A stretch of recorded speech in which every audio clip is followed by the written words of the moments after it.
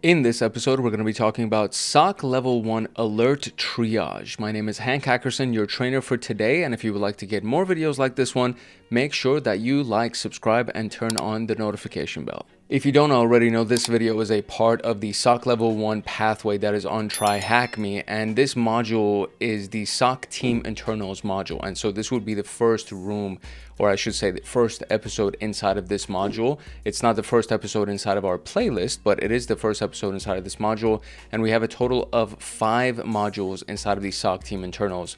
And so the very first one is going to be around the concept of triaging alerts. And so when you're in a security operations center, as we've discussed so far, you will be, for the most part, as a security analyst, you will be looking at a variety of different alerts that will come through either endpoint detection tools or security information event managers or intrusion detection software, etc., etc. So there's going to be a handful of software that you will be responsible for monitoring. And when you are monitoring, alerts pop up, and it's your job to triage whether or not those alerts need to be addressed right now, or you can kind of address them later on, or maybe you need to address them in a day or two, whatever it may be, maybe not even address them at all, right?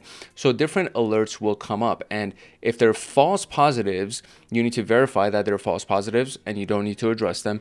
But if they're true positives, meaning if it's something that you have to actually pay attention to, because when something is positive as an alert, that means that there's some kind of an incident or some kind of an event that's taking place that you have to address. It is a security incident. You have to address it. And so when something like that happens, you need to figure out how urgent this is. And that's where the concept of triaging comes in. So think about triaging inside of a medical environment. That's where the phrase comes from. That's where the term comes from. And in a medical environment, triaging has to do with taking care of the most urgent thing first. So you're inside of the emergency room and patients come in all the time, and somebody has a little bruise on their arm and they're acting up a storm and, screaming and yelling. And this happened to me when I was in the ER back when my appendix burst, and I was not screaming and yelling. And they took my vitals when I went into the ER. And then about 30 minutes later, they took my vitals again, and they were like, oh, this guy's about to die. And they immediately got me prepped to take me into surgery.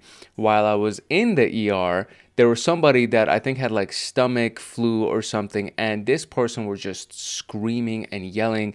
And the nurses were not addressing their screaming and the yelling because they had done the triage and they knew that this person was being dramatic, and based on their vitals, they were going to be fine, right? So that's the thing that really, really determines how you can address somebody's pain or whether or not you should. And just because somebody is yelling or screaming does not necessarily mean that they need to be taken care of first, right? And so this is the same concept here. Just because there's an alert that comes up and it seems like it's a really important alert does not necessarily mean you need to address it right there on the spot, because something else could have taken place during that entire flow, and maybe the first series of alerts are diversions to distract you while this one little thing is happening in the background, and there is an alert that does pop up for that thing. It just happens to be that there's one alert, but that specific alert is where all of the damage is going to be done. So this is your job. It's kind of like a long-winded explanation of what we're going to be talking about today, but that's basically your job. That's what you need to be addressing. So, and this is what we're going to be talking about in this video. So we have the intro, the events and alerts, what they actually are, and basically what you're going to end up seeing inside of the monitoring software, the properties of an alert, the prioritization of an alert triage ultimately, and then we have the conclusion. And of course, all of these things are going to be timestamped in the timestamps below, and we're technically kind of in the overview phase of this video. And then as soon as we hear from Hackaholics Anonymous, we're going to go into the introduction, etc., etc. But you can skip around with anything that you want. This is mostly going to be a lecture video because there are no actual practical exercises yet inside of this video, but we will be doing a lot of triage and practicals inside of lab environments as we go further with the SOC alert triage and just SOC internals in general. So all of that being said, a quick note from Hackaholics Anonymous, and then we're going to dive into the introduction. If you want access to my notes and exclusive downloads and to get lifetime access to me on Discord, consider joining Hackaholics Anonymous. We have 4 tiers. We have the supporter, the agent, the guardian, and the master. Each tier gets their own Discord server and early access to content. The agent, guardian, and master levels get exclusive content, exclusive downloads, monthly Python automations, live streams with me every single month, plus so much more. And to join, you can simply click the link in the description below and you will be able to choose the tier for which you want to join. I really hope I see you in the Discord chats. If not, I hope I see you in the comment section. All right, I'm going to read through this real quick. So an alert is a core concept for any SOC team, and knowing how to handle it properly ultimately decides whether a security breach is detected and prevented or missed and devastating. This is an entry-level but essential room for SOC Level 1 analysts to understand the concept and life cycle of alerts, from event generation to correct resolution. We're going to be talking about familiarizing ourselves with the concept of the SOC alert, exploring the alert fields, statuses, and classifications, how to perform alert triage as an L1 analyst, practice with real alerts and SOC workflows, and prepare for the SOC simulator and the SAL1 certification, which is just an internal certification inside of tryhackme.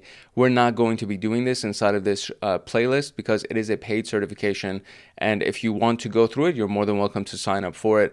But we will be using the SOC simulator at some point. I think we actually will end up using it in this video as well. The prerequisites here are to understand common attacks on networks, Windows, and Linux, to know SOC roles and duties, especially of L1 analysts. So we've talked about all of these things already. We've also talked about common attacks on networks and devices in depth in a variety of different videos. So if you don't know what those things are, there are so many different videos that already exist. And as we go through these videos, I'll still touch on them and I'll still explain them as they come up, but I'm not going to start listing them right now. But it is a good idea for you to understand what the common attacks on networks are and what you can potentially do.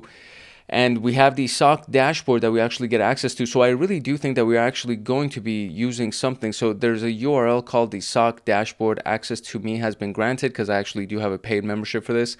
And I think it is worthy of your investments. So I think it's like maybe 12 to 14 US dollars per month. It might be different in different currencies, but this is one of the things that comes along with the membership of tryhackme.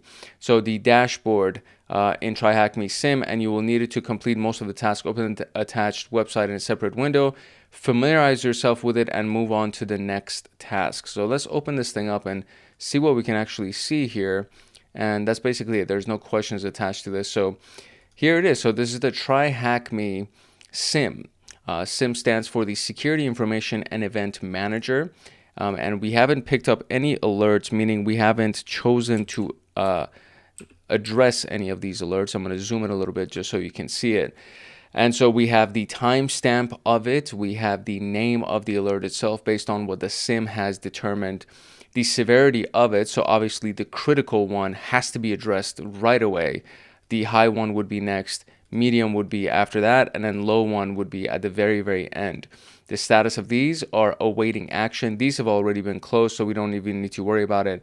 And then at the final column, we see right here that this was a false positive. So the unusual VPN login location is a false positive, meaning it was deemed to be an alert that we should address, but it shouldn't have even been an alert in the first place. And then finally, we have the brute force attack from an external location, which was a true positive, and it was something that we had to address, and it was deemed to be something that should have been addressed. So we have 3 alerts that are currently open right now and awaiting action. And so I would say potential data exfiltration needs to be addressed first. Double extension file creation, another would be next, and then finally download from the GitHub repository would be the last thing that we would address. So that's how I look at it just from surface level at first glance, but let's go ahead and see what events and alerts is going to tell us. All right, whenever you do get into security operations, whether you're an intern or you actually get hired on as a junior analyst or an annual analyst, etc., whenever you go through it, your main job is going to be looking at a variety of dashboards, very similar to what you see down here. This is technically an alert dashboard here. And then you'll see a bunch of things pop up, right? So you have the true positives right here, false positives, there's an archive. And this, in this particular case, there's no graphs, but a lot of times there's also a graph that's attached to it or that's on your dashboard that shows you the number of various protocols that are being used or the types of alerts that are being generated, etc. In this particular case, we just saw that the in progress has actually been dragged and dropped into true positive and false positive, and then a new one was dragged into in progress and then dragged into true positive again. So we see that this particular interface allows for a new alert to just be dragged and dropped. As you can see right here, it happened again. So dashboards are like this, right? So when you look at these things, the new alerts that come up, it's your job to address them as soon as you see them, and whether or not you should just put them in either of the true or false positives if this is what your dashboard looks like, or if you need to do something else, right? So the Splunk dashboard is very different from this dashboard. Not exactly sure what tool this is supposed to be, but it's definitely not Splunk, or it doesn't look like Splunk. So anyways, from events to alerts, an event must occur first, right? So first something happens. So somebody logs in, a process launches, a file is downloaded. Then the system, like your operating system, a firewall, or a cloud provider, logs that event. After that, all the system logs must be shipped to a security solution like a SIEM, which is Splunk, or an EDR like Wazoo or something. And the SOC team can receive millions of logs per day from thousands of different systems where most of the events are expected, but some of them require attention.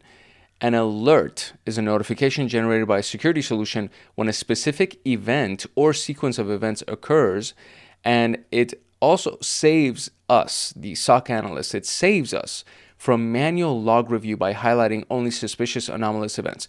So think about it like this, okay?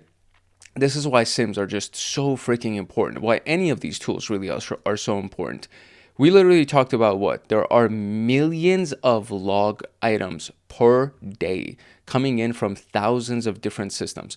If you did not have something like this that said, hey, listen, out of those million events, there's these 5 that you need to pay attention to right now, right? Imagine having to go through millions of freaking line items to try to figure out which ones you should pay attention to.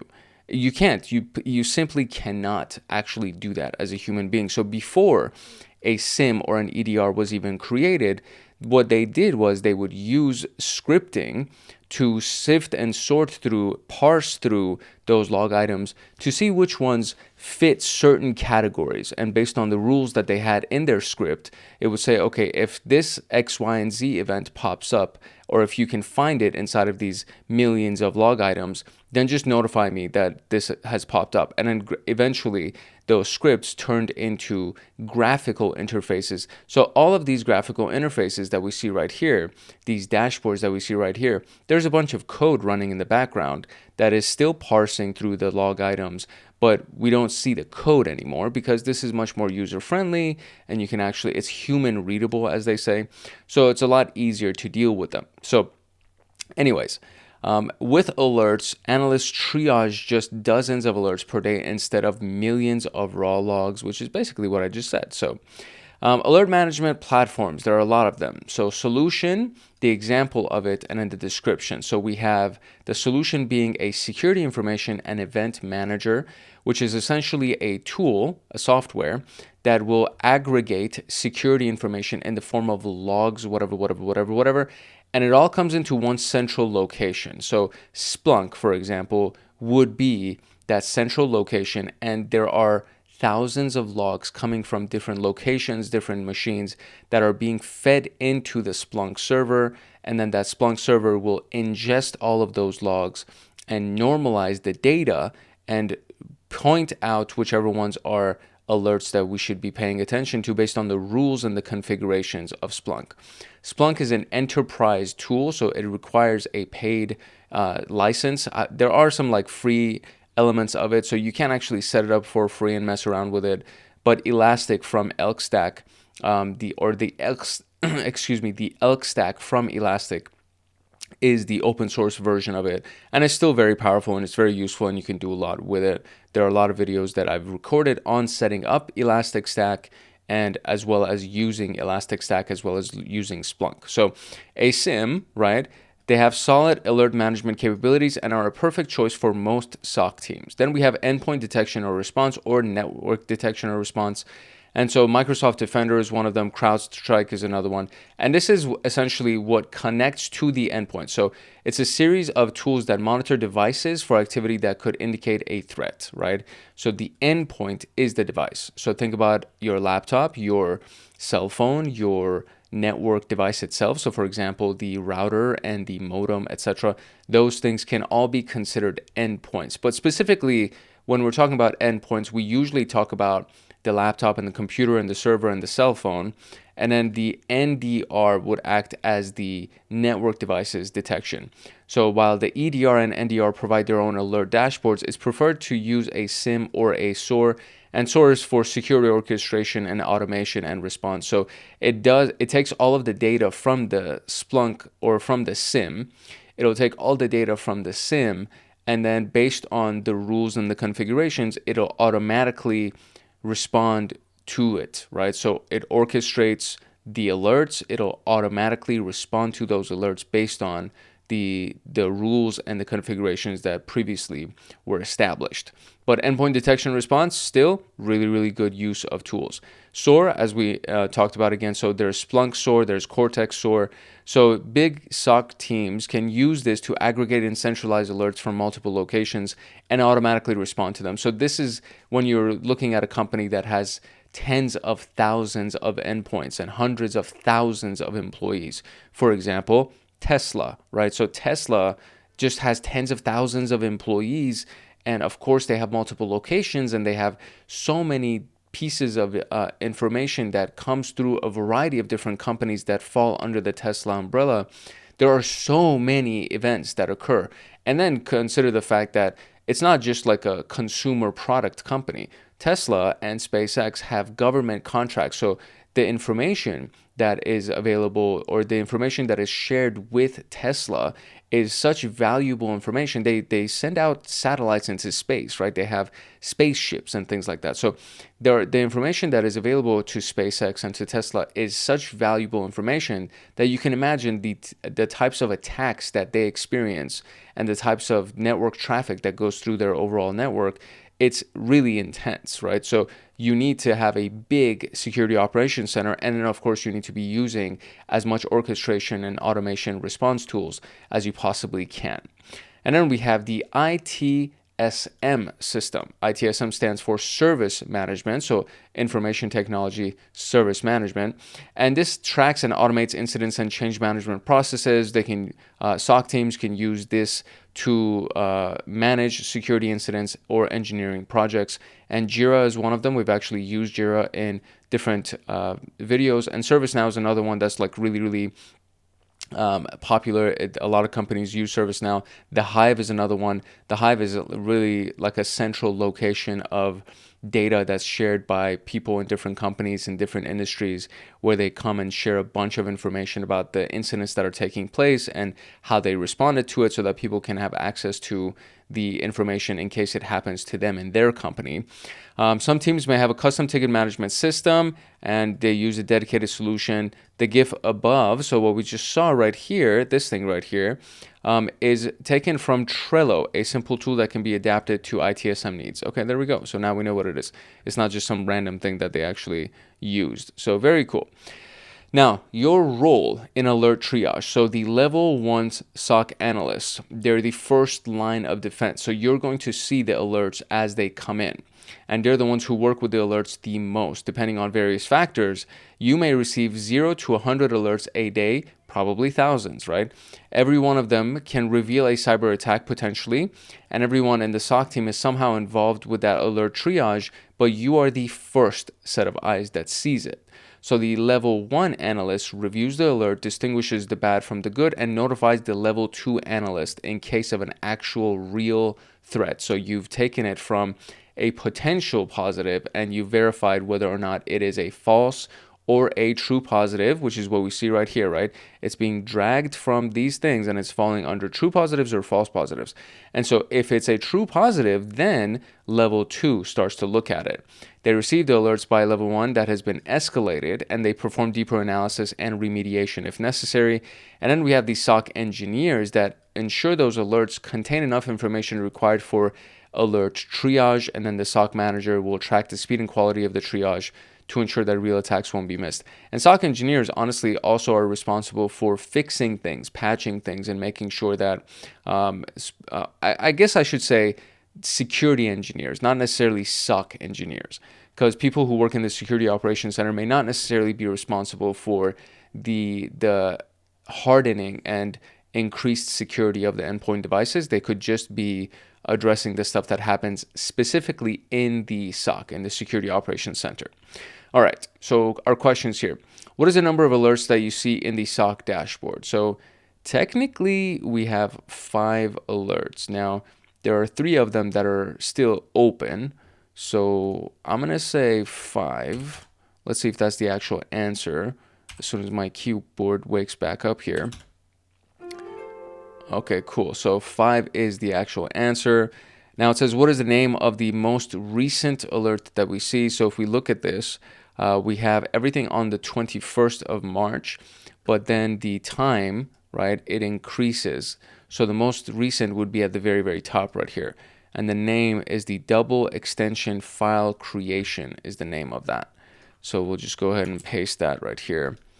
And that would be good. All right, excellent. All right, moving on to alert properties now. So each alert will have its own properties, right? Each alert will have interesting details or, mundane details that might not even be relevant to the overall security posture, but they do have details. So if we expand any of these right here, we should be able to see some of these details. Can I? Why can't I expand them? Awaiting action, none. You haven't picked up any alerts, if you move it to in progress and start the triage. So let me see if I can. Can I move any of this stuff to in progress? How do I even do that? This is the part right here that we need to address. Maybe I'm too zoomed in. Okay, there we go. All right. Actions are on the right-hand side here. So the verdict and assignee also just opened up as well. So the actions right here, I can do that drop down, that little arrow right there that will drop it down and actually open up all of the details of it as it stands. And then the action, if I press that pencil button, now I can see the status has changed, new, in progress, or closed. The verdict can be changed, severity can be changed, and it could be assigned to a specific person for them to handle. So we have Jay Adams, which is our level 2 analyst, and then T. Ross and me are level 1 analysts. So this is how we can take action on individual alerts. And I can go back over here and then look at this one, do the same thing, do the drop down and look at what's going on. And so for this one, it says this rule detects 5 or more gigabytes of data sent from a single device to a single destination within a day, which may indicate data exfiltration to untrusted locations. So 5 gigabytes of data is a lot of data when you really think about how much data or how much space data takes, right? So text especially, it doesn't take much data, and usually what happens is that text typically is what is exfiltrated unless they're sending out video, like it's very, very easy for video to take up 5 gigabytes. So that means that there's a lot of data that's being sent out. Now the location that it's being sent to is zoom.us. So if data is being sent to that specific location, I mean, it could be video that's being sent to, whatever this wildcard character is, .zoom.us. It could be just video live stream that's taking place. The source network says the UK04 meeting room.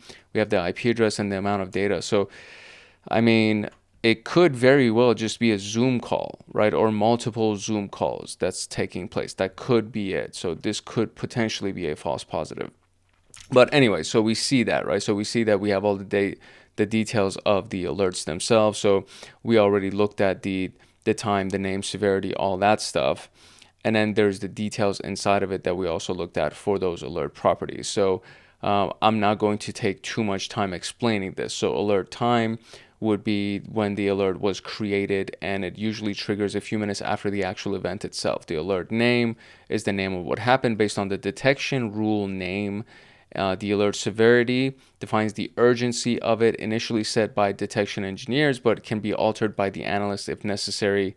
The alert status, and I guess we should just pay attention to this real quick. So we have low, medium, high, and critical. So low would be informational, meaning you're just getting information that this is taking place. Medium is moderate, so it should be addressed. High is severe, and then critical is urgent. You need to address critical right away, right? Because some crazy stuff could be happening. If somebody's stealing data legitimately and sending it to Zoom for whatever reason, right? So if they're actually stealing data, that can hurt the company in a very real way. So we need to address that right away. The alert status, so if anybody's working on it or if the triage is done, so closed, in progress, or if it's brand new. The alert verdict, also known as classification, meaning whether or not it's false positive, true positive, true negative, or false negative, right? Those could be things. If it's a false negative, it wouldn't even show up on your dashboard. If it is a true positive, it'll obviously show up. If it thinks that it's a positive, but we analyze it and we say that it's actually a false positive, then we can remove it. But typically anything that shows up on this list of alerts right here, the system is assuming that it's a true positive. And then from there, we need to go ahead and address it and try to figure out whether or not it actually is or if it's a false positive. The alert assignee is the person that's actually going to be working on it. It can be the alert owner maybe, and they're responsible for that specific alert to address it and look into it. Alert description explains what the alert is about, usually in 3 sections on the right. So we saw the logic of the alert, why this can indicate an attack, and how to triage the alert potentially if that information is there. And in the fields themselves, so the SOC analyst comment and values on which the alert was the actual trigger right here. So in our case, we actually don't have any kind of recommended actions that need to take place. We just need to try to figure out what to do. So there is no recommended actions. How to triage the alert, it doesn't exist for us. And that is pretty much it. So what was the verdict for the unusual VPN login location? This was a false positive, so I remember that one. What user was mentioned in the unusual VPN login location alert? So unusual VPN login right here, the assignee is T. Ross. Now it says the user. So we have this right here. The source user is M. Clark. That's the source user. So we're going to go and just drop that here, and that's it. Cool. All right, making progress here. So let's talk about the prioritization of these alerts now. This one should be common sense. I mean, I think for the most part, everything that we've talked about so far has been common sense. Like really, when you kind of look at it, you're like, oh, okay, that makes sense. I totally understand why they call it that. I totally understand why we would look at the most urgent, right? The most urgent thing, we should look at that first, right?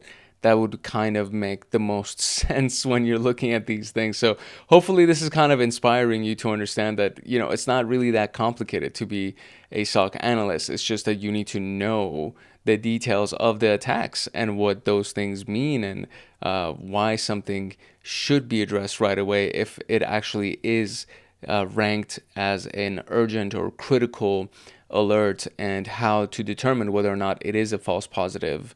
That's kind of where a lot of the work is done. But prioritizing alerts is not really that complicated to think about, right? You look at the most urgent first. So picking the right alert. Every SOC team decides on its own prioritization rules and usually automates them by setting the appropriate alert sorting logic in their tool. So we can see the generic, simplest, and most commonly used approaches. So filtering the alerts. Make sure you don't take the alert that other analysts have already reviewed. Common sense, right? Or that it's already being investigated by one of the teammates. Common sense. You should only take new and unseen and unresolved alerts. Sort by severity. So start with the critical, then high, then medium, and finally low. Again, common sense. This is because detection engineers design rules so that the critical alerts are much more likely to be real and major threats and cause much more impact than medium or low ones. And then sort by the time, right? So the oldest alerts should be addressed first. So if you have two critical alerts and one of them is 2 days old and the other one just came in, you should address the one that's 2 days old, because if somebody has been taking data, right? So if somebody's been stealing data and it's been ranked as critical right here, if somebody's been stealing data for 2 days, right, versus somebody that just popped in a minute ago, it's like the one that's been stealing data for 2 days, that needs to be addressed right away, because they've been stealing so much data, right? So that, again, common sense. So should you first prioritize medium over low severity alerts? The answer to that is yeah, you should. Should you first take the newest alerts and then the older ones? The answer to that would be no, right? You take the older ones first. Assign yourself to the first priority alert and change its status to in progress. Then name the name of your selected alert will be the answer to the question. So the first, the most important, right, the one that we need to address is this one right here. So I'm going to go ahead and assign myself to this one. The assignee is going to be me, and I'm going to save that right here. Very good. And so the name of that is going to be the answer to the question, which is the potential data exfiltration. And we are good. All right, let's now triage. So this is where most of your work is done, right? So this can be called as alert triage, alert handling, processing, investigation, analysis, whatever. This is where the bulk of your work is done. This is where you earn your money, right? So the start right here is where everything happens. So we prioritize the alert, right? And then we assign it to ourselves, and then we move the alert to in progress, read the alert name description, note the fields like host, IP, or user.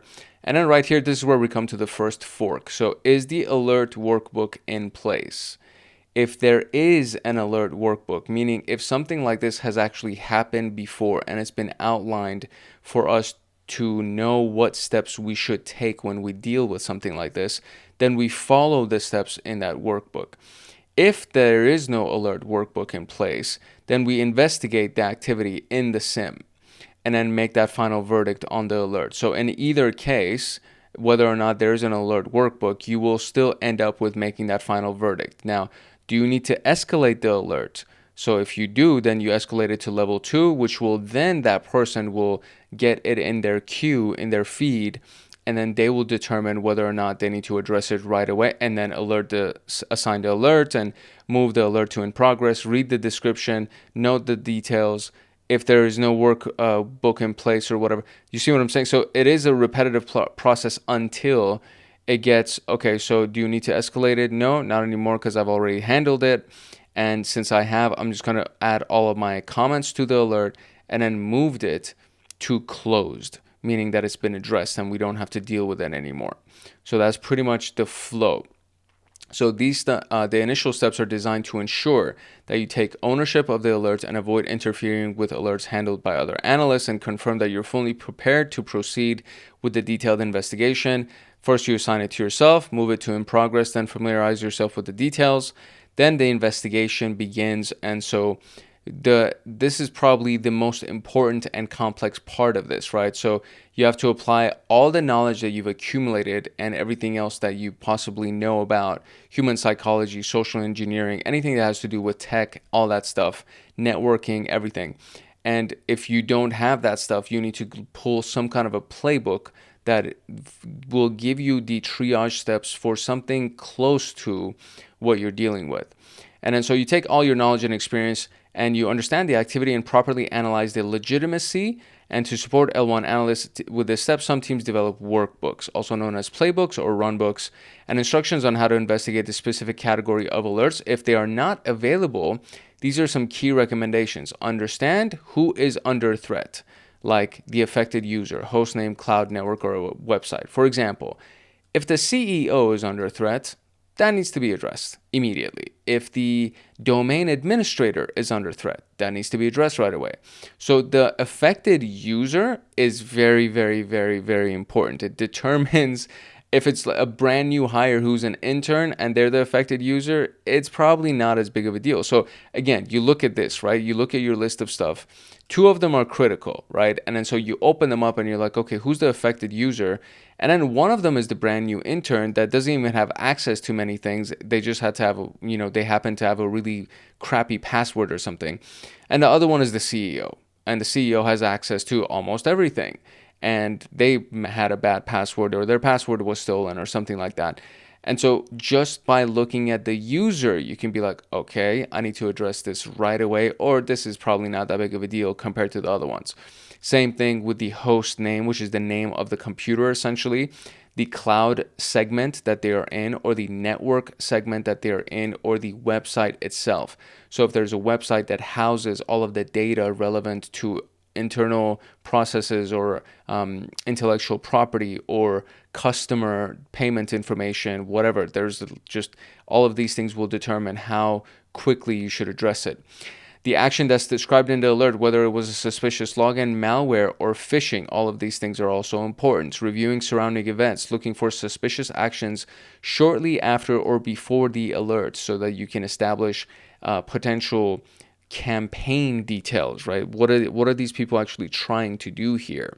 If the alert itself that was really significant had to do with data exfiltration in this particular case, right? So if we have potential data exfiltration as the critical alert, it's like, okay, well, what can we see before this? There's something that was downloaded from a GitHub repository, and then the one after that is a double extension file creation. Okay, so looking at the details, this rule detects the creation of a double extension like .pdf.exe, right, or .gif.lnk, often used by hackers in phishing attacks to trick users to open the malicious executable.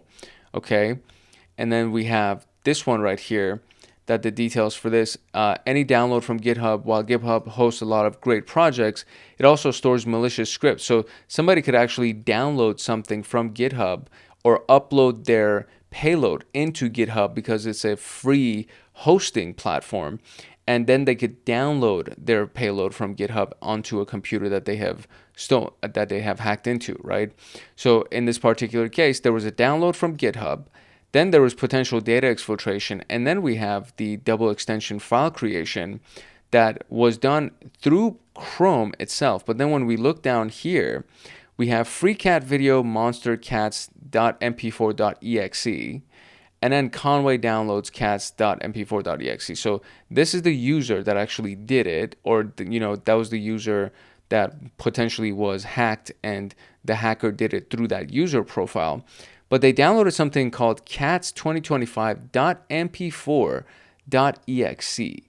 And usually if it's just a video file, it only ends with mp4, but if it's an executable, it'll end with exe. This is also a quick little hint for you when you're creating names for stuff inside of your computer. Never use a dot as the separator. I always use underscores or dashes or something like that. So the dot just remains at the very end for the extension of the file. So anyways, so we have these 3 different events that happened right next to each other. The one from before, the most important one, and then the one after that happened. And then we use threat intelligence platforms or other available sources to verify the thoughts. So if we actually go look at the most important one right here, right? So Zoom.us is technically the really big one, and we can go ahead and be like, okay, well, is this something that can happen where using Zoom, the data, important data can be stolen, right? Can we find any previous information, let's say on the MITRE attack framework or something? Can we find previous attack campaigns that happened on? Is this source IP address on VirusTotal? Is this a malicious source IP address that we can find whether or not it is, right? So I could literally just go to that right now and then just go to VirusTotal, and then from VirusTotal we can go inside the middle right here and click on search, and then from here we can just paste the IP address and see if that IP address is connected to anything. So right here it just says that there isn't, it's out of the 95 vendors, many of them have ranked it clean, and there's no specific, previous event that causes red flags or raises red flags.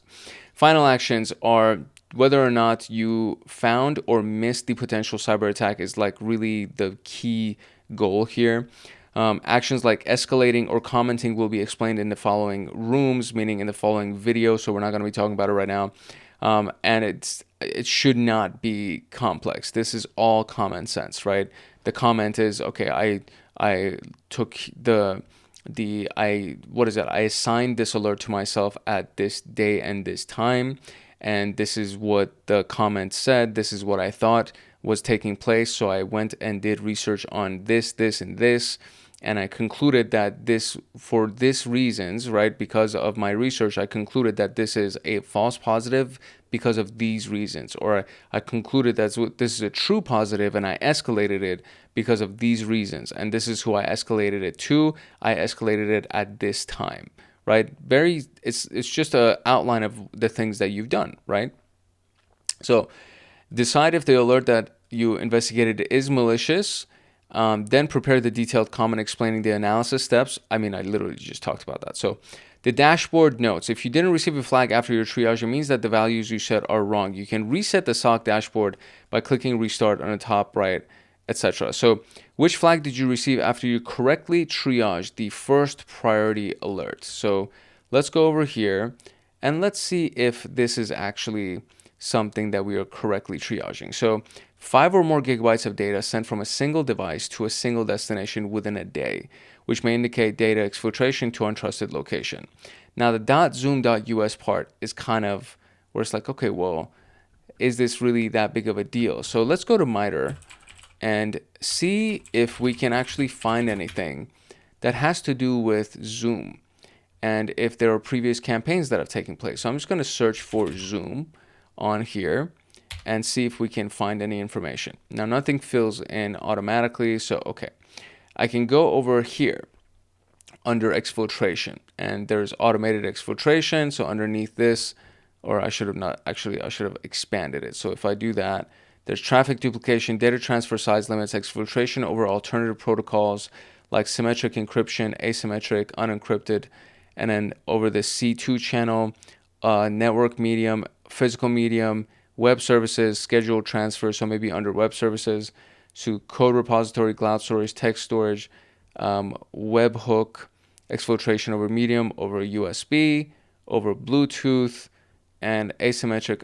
Okay, so none of that stuff really stands out as a Zoom thing, or something that could potentially connect with Zoom. So if we go to CTI, we can also go to software to see if anything here would be of note. So I will do a Control F, look for Zoom, and Zoom does not show up over here as well. So there are a handful of things that are kind of telling me that this potentially is a false negative, or it's a false positive, excuse me.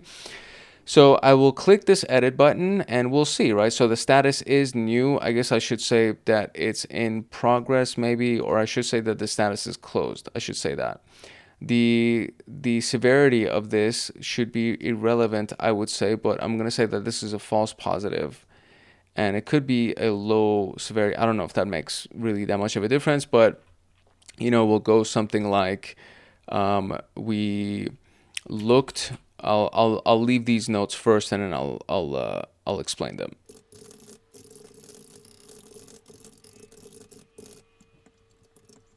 Oh, I was gonna actually also do the name of the source network. I was gonna put that, which was the meeting room, but I guess adding any kind of a comment would have been enough to do this. So, it looks like a lot of Zoom meetings, basically. That's what it looked like. But I was just gonna add this on there as well, where it's like if we go over here and I can't add any more notes to it, but the comment down here basically covers it. And I kind of wanted to add the name of the meeting right here. The source network is the meeting room, and I was just going to add a few other things that I was like, I think this is a false positive, and then I closed it, and that was pretty much it. I put the severity at low as well because it's just a bunch of Zoom meetings. So that was it for me. That was a false positive in my opinion. Now, which flag did you receive after you correctly triage the second priority alert, which is going to be our high alert right here? So we're going to go ahead and do the same thing, right? We're going to assign it to ourselves first, And from there, we're going to start doing a little bit of homework, right? And I'll even do this. I will say that the status is now in progress. So we actually changed that because we're working on it. And so, all right, so it says that there's a creation of double extension like .pdf or exe, etc., etc. And then so now we have the free cat video website right here. There's a file MD5 hash as well that we can potentially look up. So I will go ahead and copy this. I'll go to VirusTotal and I can actually look up the hash as well. That's something that we can look up. Now the hash value gives us a lot of red here. So this actually seems to be a true positive, and it seems to be an issue. And the executable here is the hot.exe that can be renamed by a variety of different things. Trojan, and this is MSIL, lazy, crypto could be attached to it. The community notes here, you're on the right path, THM room, SOC1, alert triage. I see, okay. So it seems like we're in the right path here. Okay, behavior, Cape Sandbox. These are the various groups that have attached to it. And we can see Windows Management Instrumentation, hijack execution flow, process injection, obfuscated files, masquerading, all these things, input capture, process discovery, and archive data, input capture, again, encrypted channel. So these by the way are IDs from MITRE. So TA0009 is a MITRE ID. So it says view on MITRE. You see that right there. So if I go over here and I do view on MITRE, it'll actually open up on MITRE and it'll show us. So MITRE is actually a resource that is referenced through a lot of different tools because it's one of the industry standard the threat intelligence feeds that are available. So all of these things actually have MITRE IDs that are attached to them, and we can go ahead and look at them further. So this is definitely a true positive. I'll definitely say that. And it is a Trojan. So, I mean, there's a lot of issues that I would say are assigned to this. And so let's go ahead and open this back up again. I would say the severity should be left as high. This is a true positive for sure. And I'm just going to leave some notes real quick.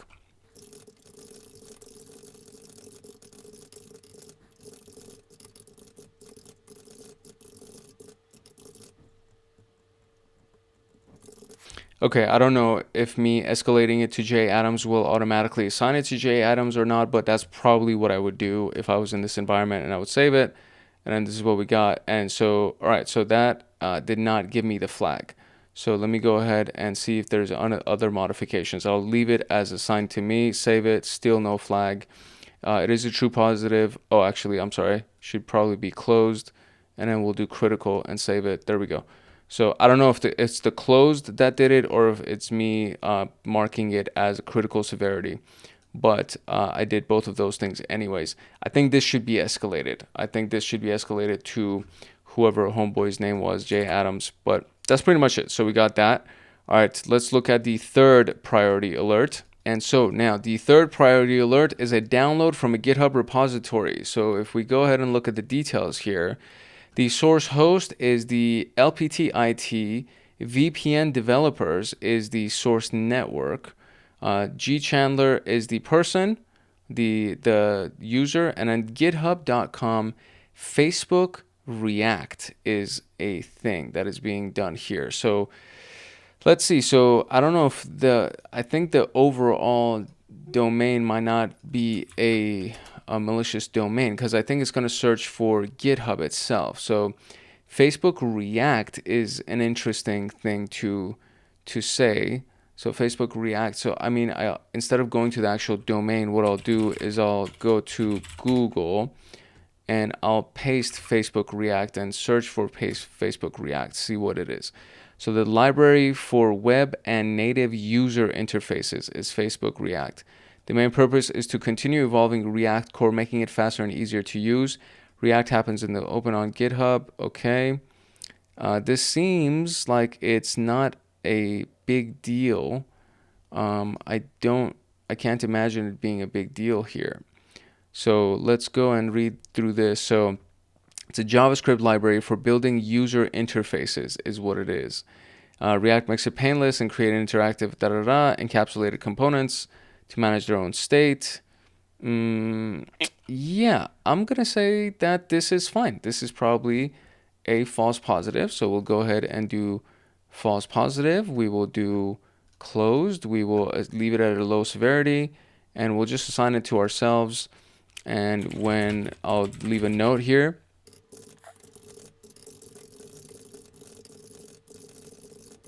that's pretty much it. So I'll just do that. And there we go. All right, cool. So the flag is right there, and then we'll just drop the flag here as well. Should we allow GitHub for developers? And that was it. So let's quickly go through our conclusion here. So hopefully you got similar results to what I did. If not, you could just duplicate exactly what I did and you would get those results.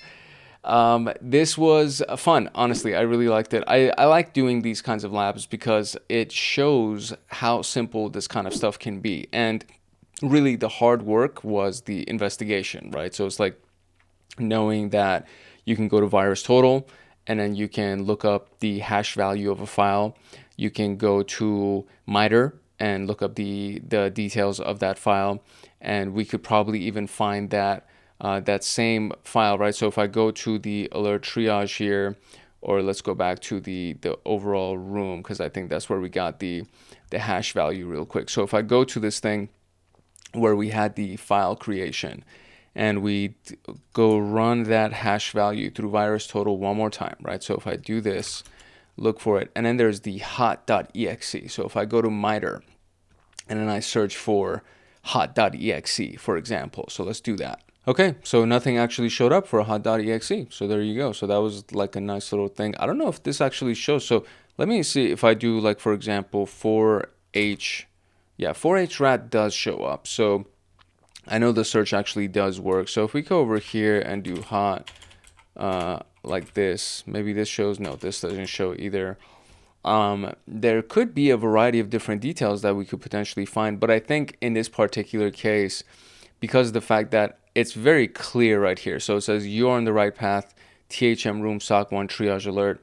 I think this was very, very much intended for us to just use for our investigation, because hot.exe is not something that is actually maliciously used, because the stuff that ends up on MITRE is actually something that really was previously used in a lot of different environments. And then so we can see, if I just do .exe, we can see that there's cipher.exe, and then there's 22 other results just on this page: arp.exe, atexe, attrib.exe, csc.exe, etc., etc. So we can see that there's definitely executables that show up on a list of software, and this is stuff that has been used in previous attack campaigns.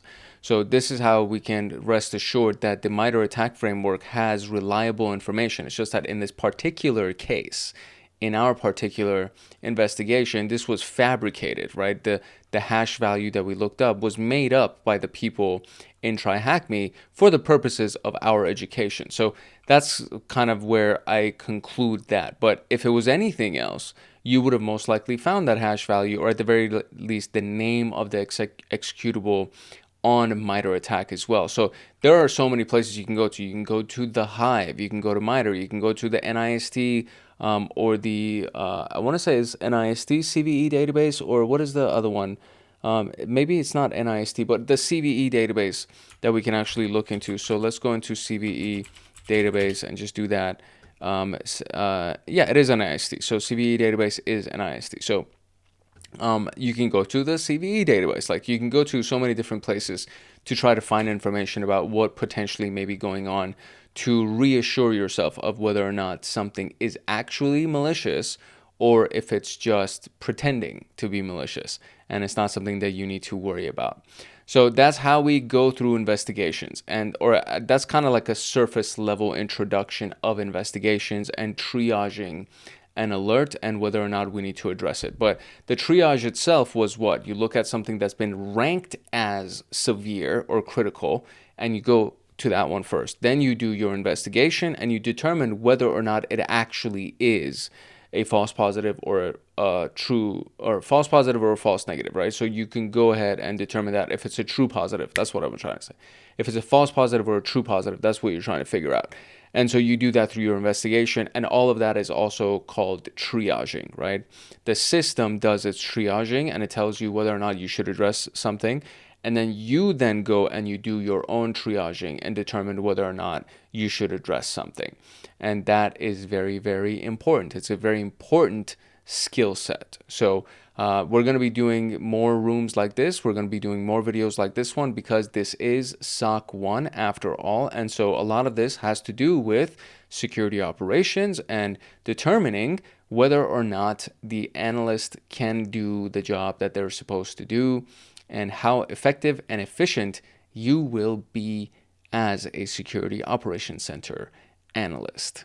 If you found value in this video, and if you would like to get more videos like this one, then I encourage you to like, subscribe, and turn on the notification bell so that you get notified the next time that a video comes out on this channel. We're going to be talking about SOC Level 1. We're going to be talking about PenTest Plus. We're going to be talking about AI for cybersecurity. I have a couple of videos that I have to make sure that people can create their own lab environments. So lab environments for security analysis, as well as lab environments for pen testing, and pretty much anything else that comes in the comment section that you guys want videos made for, I pay attention to, and I go ahead and create those videos. So there's a lot of stuff. There's a lot of stuff that's going on. And that's most of the stuff, if not all of the stuff, is available for free. There are a handful of videos that are reserved for Hackaholics Anonymous because that is our members only community. So those videos are reserved for those members, but pretty much everything else, anything that has to do with the actual education for certification exams and the stuff that has to do with the tryhackme stuff or anything else, it's all available for free. So you get all of this stuff for free, and you can go through the information and apply it in your life and apply it in your job and do whatever it is that you need to do. The only videos that are reserved exclusively for Hackaholics Anonymous are the ones that are attached to the Python scripts that they get at the end of every single month and the automations that I create for them. So I create automations, I give that to them, and then there are videos that go along with those automations so that they know what the code is actually doing. So that's the only thing that's reserved for the paid members of our community. Other than that, everything else is free. And Hackaholics Anonymous gets early access to things. So this particular video they got early access to, and every other video they get early access to. But ultimately, all of the videos end up being free for the rest of the community. It's just that Hackaholics Anonymous gets early access to them. That's kind of it. That's pretty much it. So if you have not done so already, drop a comment to say hi and ask a question if you actually have a question. Make sure that you like, subscribe, and turn on the notification bell so that you get notified the next time that a video comes out. And of course, make sure that you check out Hackaholics Anonymous.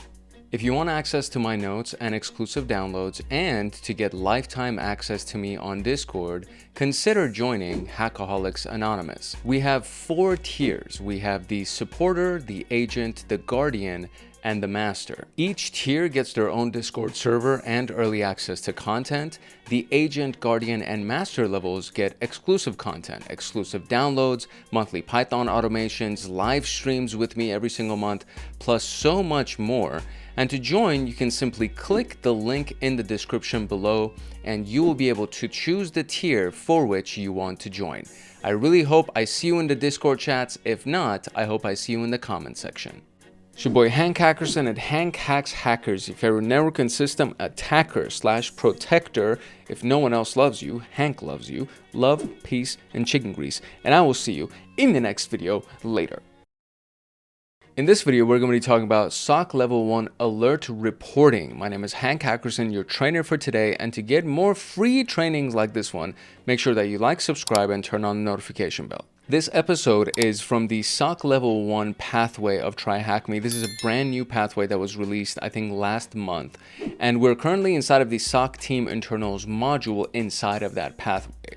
And so today we're going to be talking about alert reporting. In the previous video, we talked about alert triage, and now we need to report on those alerts that we saw. So properly reporting, escalating, and communicating about high-level alerts is very, very important. This is the other part of the SOC analyst job. And of course, this is something that you need to be proficient at, and you need to make sure that you properly report, because the people that receive the alert after you're done analyzing it need to know exactly what you have done so that they can pick up where you left off and they don't repeat maybe the same initial footwork that you did, and they don't go down the dead end pattern, the paths that you may have gone to. So if you actually say, I did research on X, Y, and Z, and it was a dead end and I didn't get anything from it, they don't repeat those same patterns, right? So it's very, very important that you actually report things correctly, accurately, precisely, and comprehensively, right? So we're going to be talking about the introduction, obviously, the alert funnel, reporting guide, escalation guide, SOC communication, of course, the conclusion. All of these things are going to be timestamped in the video description below so you can get access to them. And we're going to be using something called the SOC simulator, which is actually available through tryhackme for their paid members. So it's something that I think is actually a really, really powerful portion of tryhackme. This is not something that was available before. So in the legacy version of SOC Level 1, we didn't have access to that. So this is actually really nice. It's really cool that we can do this, and it gives you a lot of real life practice. This is the kind of stuff that you would be doing as a SOC analyst. So in my opinion, it's totally worth the 12 bucks or 14 bucks USD, right? So US dollar. I think it's worth that. And then if you pay for the year, you also get an extra discount, etc., etc. So I think these things are actually worth it. You have to come to that conclusion yourself, but it is very, very handy. And if you don't do it, it's fine. That's perfectly fine. You can still do a lot of these exercises in your own lab environment. You can download a SIEM tool or an EDR tool and still get this practice. So that part of it is really not that big of a deal. Just knowing how to do it, I think, is very important. And then knowing how to go through the investigations and everything. That's what we did in the triage video in the last video. I think all of that is really important. So all of that being said, that's what we're going to be talking about today. So a quick little note from Hackaholics Anonymous, and we're going to get into the introduction. If you want access to my notes and exclusive downloads and to get lifetime access to me on Discord, consider joining Hackaholics Anonymous. We have 4 tiers. We have the supporter, the agent, the guardian, and the master. Each tier gets their own Discord server and early access to content. The agent, guardian, and master levels get exclusive content, exclusive downloads, monthly Python automations, live streams with me every single month, plus so much more. And to join, you can simply click the link in the description below, and you will be able to choose the tier for which you want to join. I really hope I see you in the Discord chats. If not, I hope I see you in the comment section. Okay, so during or after triage, the analyst may be uncertain about how to classify the alert and require senior support or information from the system owner, meaning the person that we think is being hacked, for example. L1 may also deal with a real cyber attack and breaches that need immediate attention and remediation actions. So we're going to be covering these cases by introducing 3 new terms: the alert reporting, alert escalation, and communication. So again, as I mentioned in the last video, these things are common sense, in my opinion. They're common sense, and you can figure them out by just kind of thinking about them, right? Just looking at the title of these things, you can be like, oh, I think this is what it means. But we're going to go into the details just to make sure that you have all the information you need. So the objectives in this video are to understand the need for the SOC alert reporting and escalation, how to write alert comments and case reports properly, explore escalation methods and communication best practices, apply the knowledge to triage alerts in the simulated environment, which is our SOC simulator right there, and then just get more confident in the SOC simulator and prepare for potentially the SAL1 certification. That is an internal certification available through tryhackme. So I think it's the SOC Analyst Level 1 certification. So if that's something that you are interested in pursuing, you're more than welcome to try it. It is a paid certification program that is separate from the payment of having like an advanced membership in the platform. So I think it's like maybe $250 or $300 USD, which is separate from that $14 that I was talking about for just having access to these rooms and the videos, and not the videos, excuse me, the virtual machines and the SOC simulator, etc., etc. So if you have not gone through the alert triage video, I recommend you do that, because a lot of that stuff is going to be directly relevant to what we're going to be talking about today. You should have an understanding of common attacks, and you should know the responsibilities of the SOC analyst by now, because this is all we've been talking about in this playlist. So we have the dashboard up and running. So let's talk about the alert funnel. So when you think about a funnel, right? So it has a wide entrance at the top, and then as it gets further down, it gets more narrow and narrow until it gets to the very bottom, which is super narrow, right? So if you keep that image in mind, then, and I'll actually even pull this up for us just so we can see kind of what it actually looks like, right? So if we go to an image of a funnel, this is not complicated stuff, right? So this is the funnel. And so the top of the funnel can bring in the most material. So let's say water, right? The top of the funnel has the most material, and then the bottom of the funnel has the least material. So in this particular case, the material is alerts that come into your environment. And so we as level 1 analysts are going to be at the very top of this funnel. So we deal with the bulk of the alerts that come in. And as we triage and as we analyze, if we choose to submit it down the funnel, or in this case, up the funnel. So if we choose to escalate it, right, this level right here is a little bit more narrow. So let's say that would be the level 2 analyst. And then as it gets over here, it could be a level 3 analyst. And this could be the security engineer. And finally, if it's a real incident that we have to worry about, this would be something that would be shared with the whole SOC management team and then other stakeholders and things like that. And hopefully this doesn't even really deal with a lot of stuff, right? But the top of the funnel gets the bulk of the action, which is exactly what we do. This is who we are as SOC level 1 analysts, right? We deal with most of that stuff. So what happens if we actually escalate it? What's the next step after we say, hey, this is something that somebody needs to pay attention to? So we receive the alerts or the ticket management platform and the SIEM or whatever it is. And most of them are closed as false positives, or they're handled on the level 1 level. But their complex and threatening ones are sent to level 2 that remediate those breaches. And to send those further, you need to learn 3 new terms: reporting, escalation, and communication, which is what we already talked about. So this is a sideway funnel, as we see right here. So at the very top right here, level 1, right? This is the widest portion of it. 100 SIM alerts could come here. From here, we send 10 of them. So let me see if I can zoom in. So from here, we send 10 of them as true positives, and it gets to level 2. And then from here, 1 of those gets sent to the digital forensics and incident response team, and ultimately is to protect the corporate data. But if we really do have to worry about something like this, this would be involving the C-suite and the stakeholders and everybody else. So on the very beginning, at the beginning of the cycle, we have atypical VPN login, MS Defender alert, remote desktop brute force, and this is noise filtering and escalation of the real threats. This is what we do. And so we escalate the real threats to level 2, which is 10% of them in this case, right? So 10 from 100 got sent to level 2. Now, the level 2 does deep investigation and remediation, and this is the start of the incident response process if it is needed. Meaning if an event turns into an incident, meaning somebody's in our network, we need to address it right away, that's an incident. Event is just something that took place and we got an alert for it. So if this needs to get escalated, then it's going to get escalated to the incident response team, the digital forensics incident response team. So in this particular case, there was 1 incident, so 10% again, right?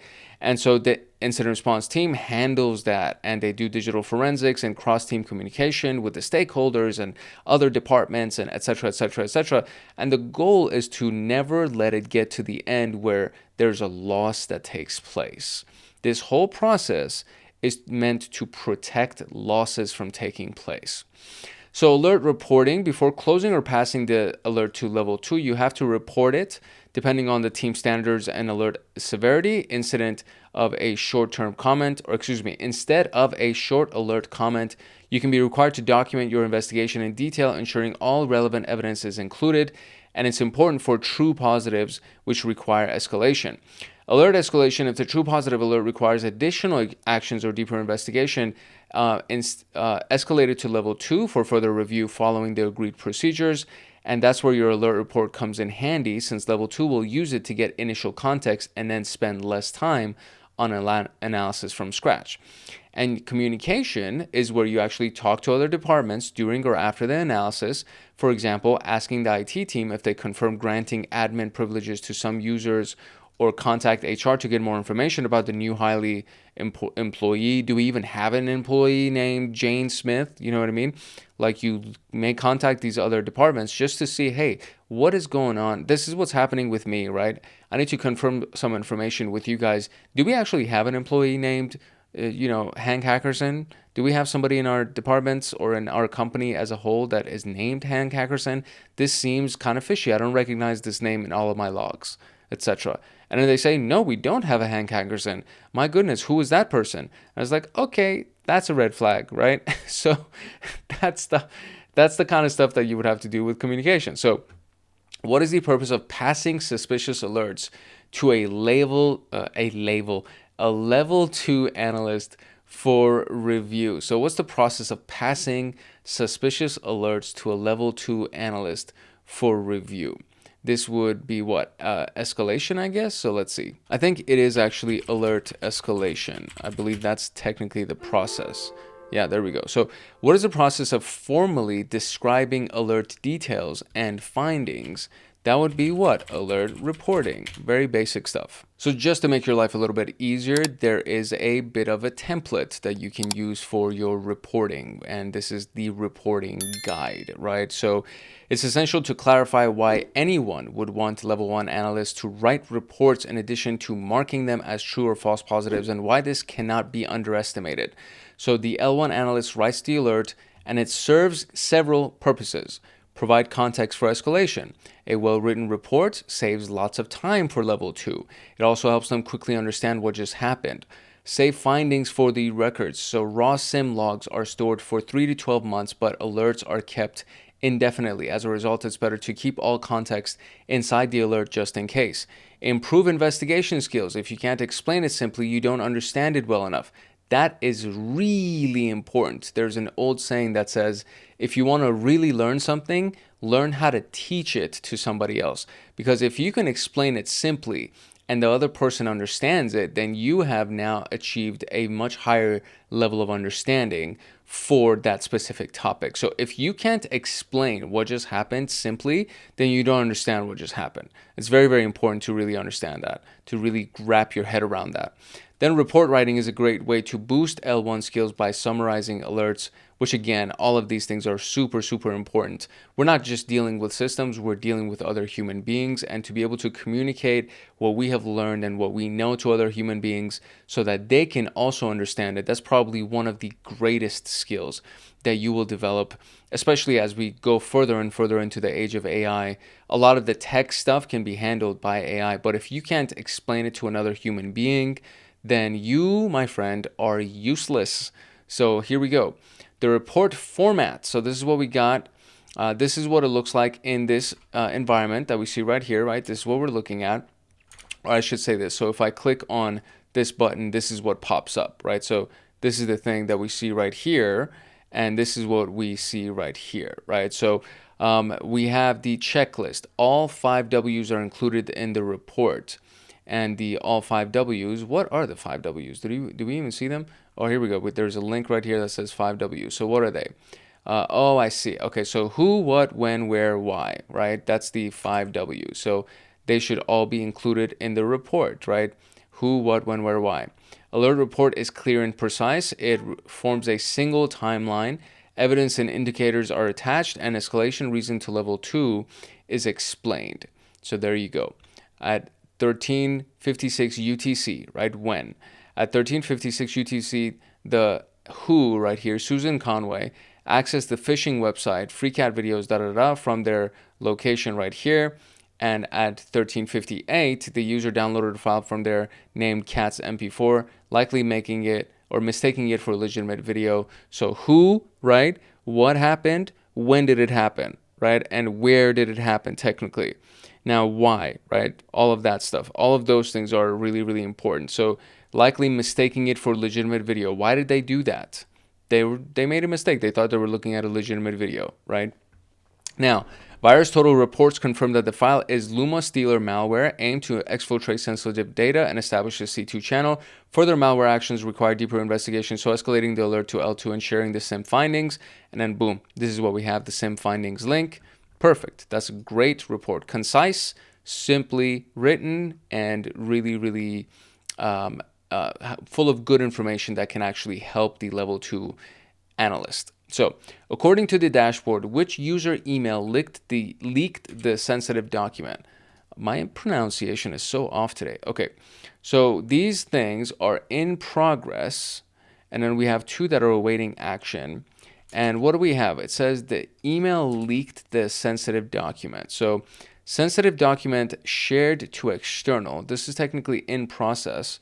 So let's see what's going on. It says which user. So M. Boslin is the user that seems to have done that. So we're just going to take this user email and just share it right here. Okay, cool beans. So there we go. That's the user. And looking at the new alerts, who is the sender of the suspicious likely phishing email? So if we go over here, right, looking at the new alerts, I'm sorry, who's the sender of the suspicious likely phishing email? So let's look at the new alerts. Email marked as phishing. So we need to see who the sender is. Sender right here, Microsoft support. That seems to be the sender. So sender is support@microsoft.com. So let's go ahead and do that. Okay, sweet. So there we go. That's what we got. Now open the phishing alert, read the details, and try to understand the activity. Using the 5W template, what flag did you receive after writing a good report? So in this particular case, I honestly don't think that we need to actually write this like super elaborate report, although I will write one, but I don't think we need to. So first things first, I'm going to click on this button right here, this pencil button, right?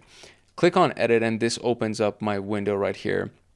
And now I need to go ahead and adjust certain things. So it is new. So I can do in progress. Severity can stay medium. I could also say that it's a high severity because it's phishing.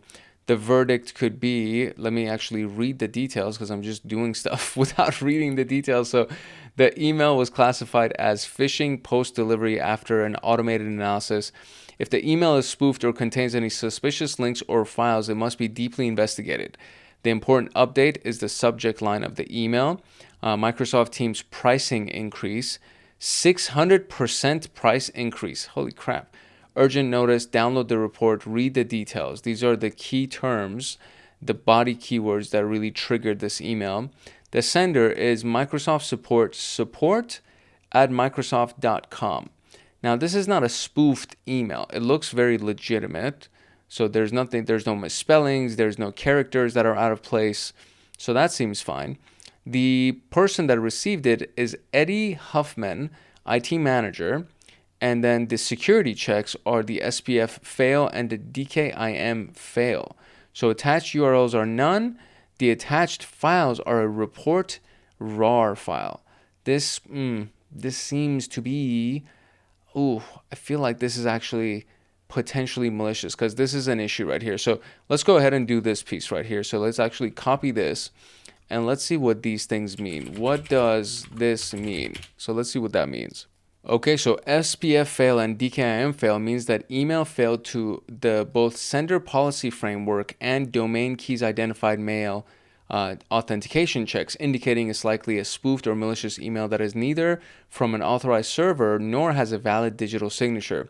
SPF fails when the sending server's IP address is not authorized by the domain, while a DKIM fail happens when the message's digital signature does not match the domain's public key. So there you go. So if this failed, that means that the signature of that email, the signature of this email that was received did not actually match the public key of Microsoft.com. So just by itself, right? And then of course the SPF fail, all of that is like, okay, well, this is probably phishing email. So what we're going to do, right? We're going to assign it to ourselves technically right here. We're going to verdict that this is a true positive. We're going to leave it as in progress, maybe. So let's see if we can just make sure that that happens. So let's actually now write a report on this. I have 50 characters that I can write. So let's see if we can do the who, what, when, where, why, right?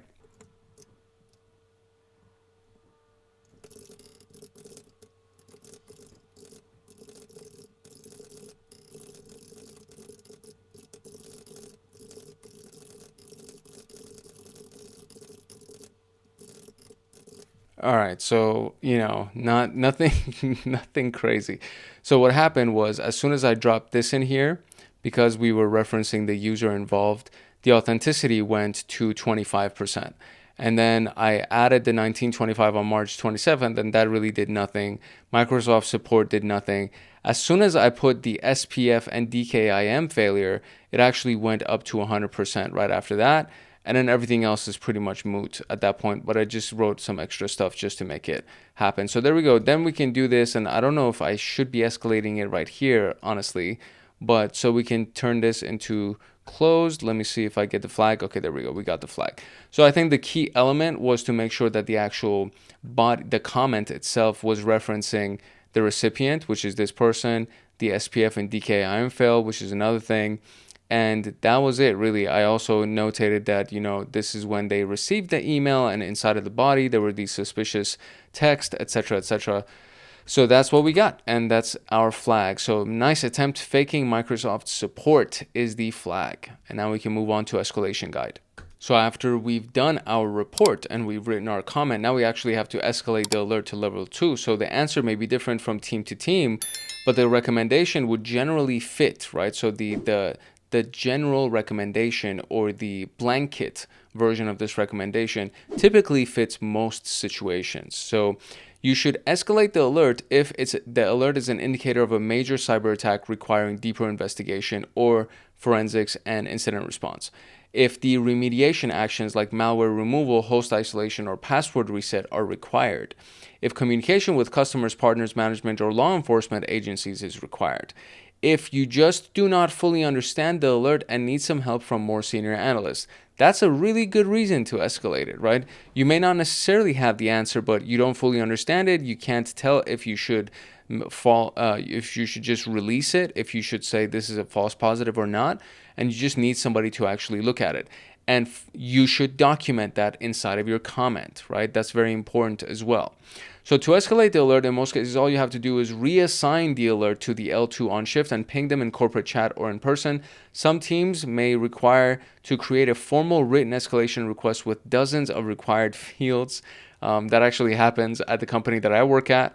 I've had to escalate several items to the loss prevention and to the investigation teams, and the form is massive. Most of the fields in the form are irrelevant because they designed this massive form to fit all types of events, and most of those things are irrelevant, but there are a lot of things that are relevant. So you just have to kind of go through them. Excuse me, I'm kind of yawning a little bit. It's late at night as I'm recording, so I apologize. But you do have to still go through each one of those fields just so you can understand what is relevant to you. If you've done a lot of escalation, then you already know which fields are relevant.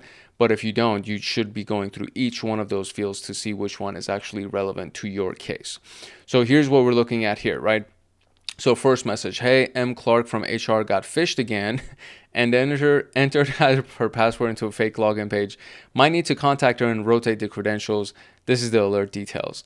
Now this person right here, right, the level 2 analyst will say, hey, thank you, I'll review the alert ASAP, excellent. And then at the same time, their step is going to be to rotate the user's credentials right away to make sure that their the email admin panel is updated so that that person, whatever their credentials were, doesn't get compromised or doesn't, lead to an actual incident taking place. And then they remind the user about phishing risks and say, M. Clark from HR, what the heck are you doing? This is the third time, right? They got phished again. It's like, bro, what are you even doing with your life? How are you a part of this company still? Anyways, no matter what the agreements are, L2 will eventually receive the ticket from you, read your report, and contact you in case of any questions. Once everything is clear, the analyst will typically research the alert details further, validate if the alert indeed is a true positive, communicate with other departments if needed, and if for major incidents, start a formal incident response process. To request the support of L2, it's generally fine to do that if something is unclear, especially in your first few months. And it's always better to discuss the alert and clarify those procedures than to blindly close the alert that you don't understand. So always err on the side of caution. Don't just think, oh, this is probably fine, and then close it. That if anytime you say, oh, this is probably fine, that needs to immediately be like, oh, don't do that. If that's the thought that comes through your mind, do not do that. it's better to inconvenience someone on level 2 and kind of be an annoying person than it is to do something incorrectly and it causes major damage and losses of assets and money and all those things, because it's just so much better to just be a kind of a pain in the ass for the first couple of months than it is to cost the company millions and billions of dollars. You know what I mean? So the processors, or the procedures for requesting support may differ, but the flow generally looks like this. Step 1. Hey, I'm stuck on an alert named this. To be honest, not sure how to triage it correctly. Can you help me, please? And be like, hey, you got lucky. Let's have a quick call. Excellent. They plan knowledge sharing session for all level 1 analysts after they do the call with you.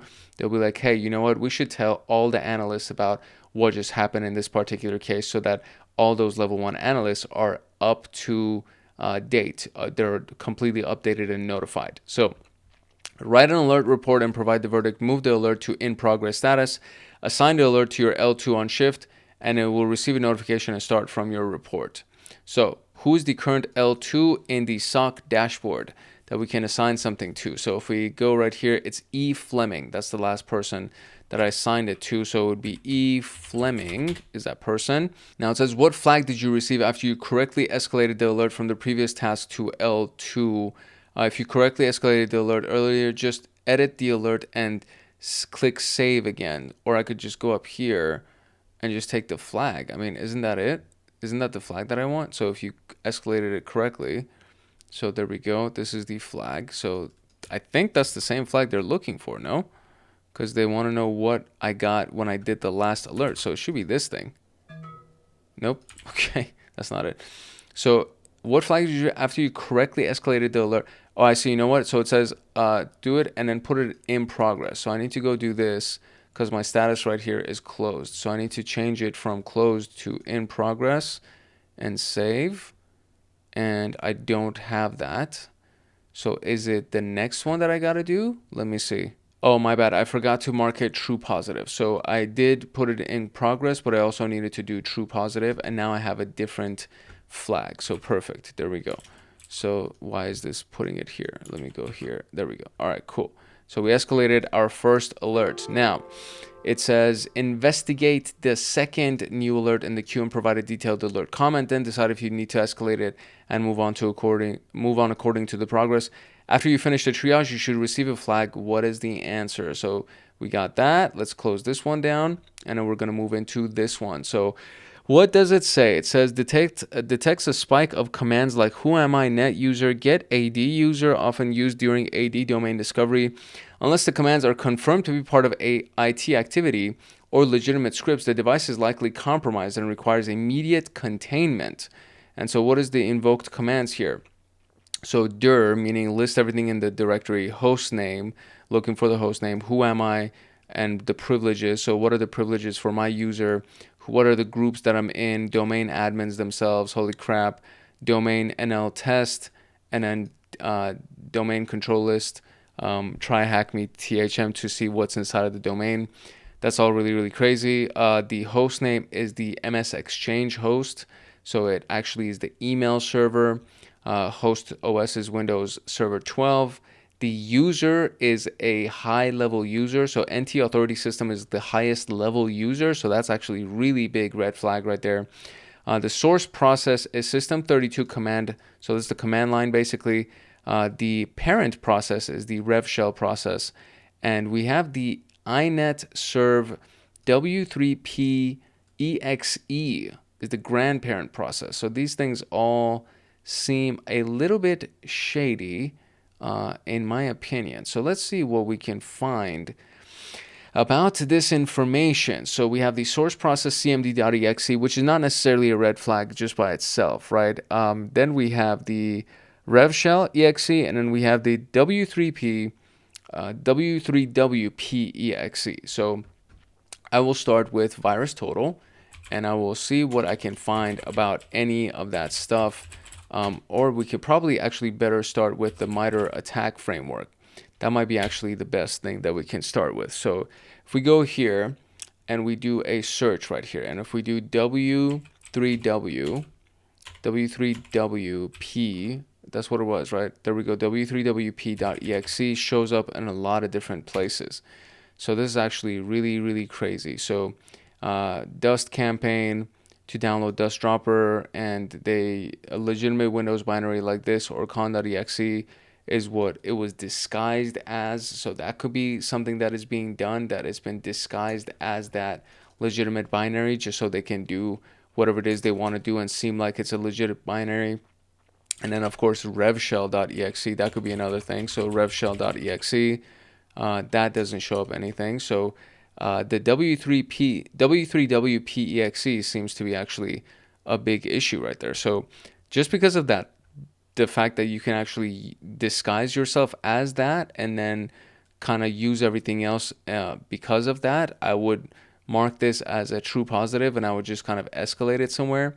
I am not sure if that is indeed the case, so we can write that note, right, and say that this is what it is. So we'll copy this right here and we'll say NT authority system and all those different notes. So I'm going to just copy all of these things just to be able to modify my note real quick. So I'm going to say this is going to be in progress. I think it's a true positive. I will leave it as, let's say, high alert. I'm going to send it to Fleming, and then I will leave. Oh, I didn't even need to do anything else because authenticity is filled in right here for me. So we can say, you know, the host name, right? The host, let me actually just fill this in and I'll explain it later.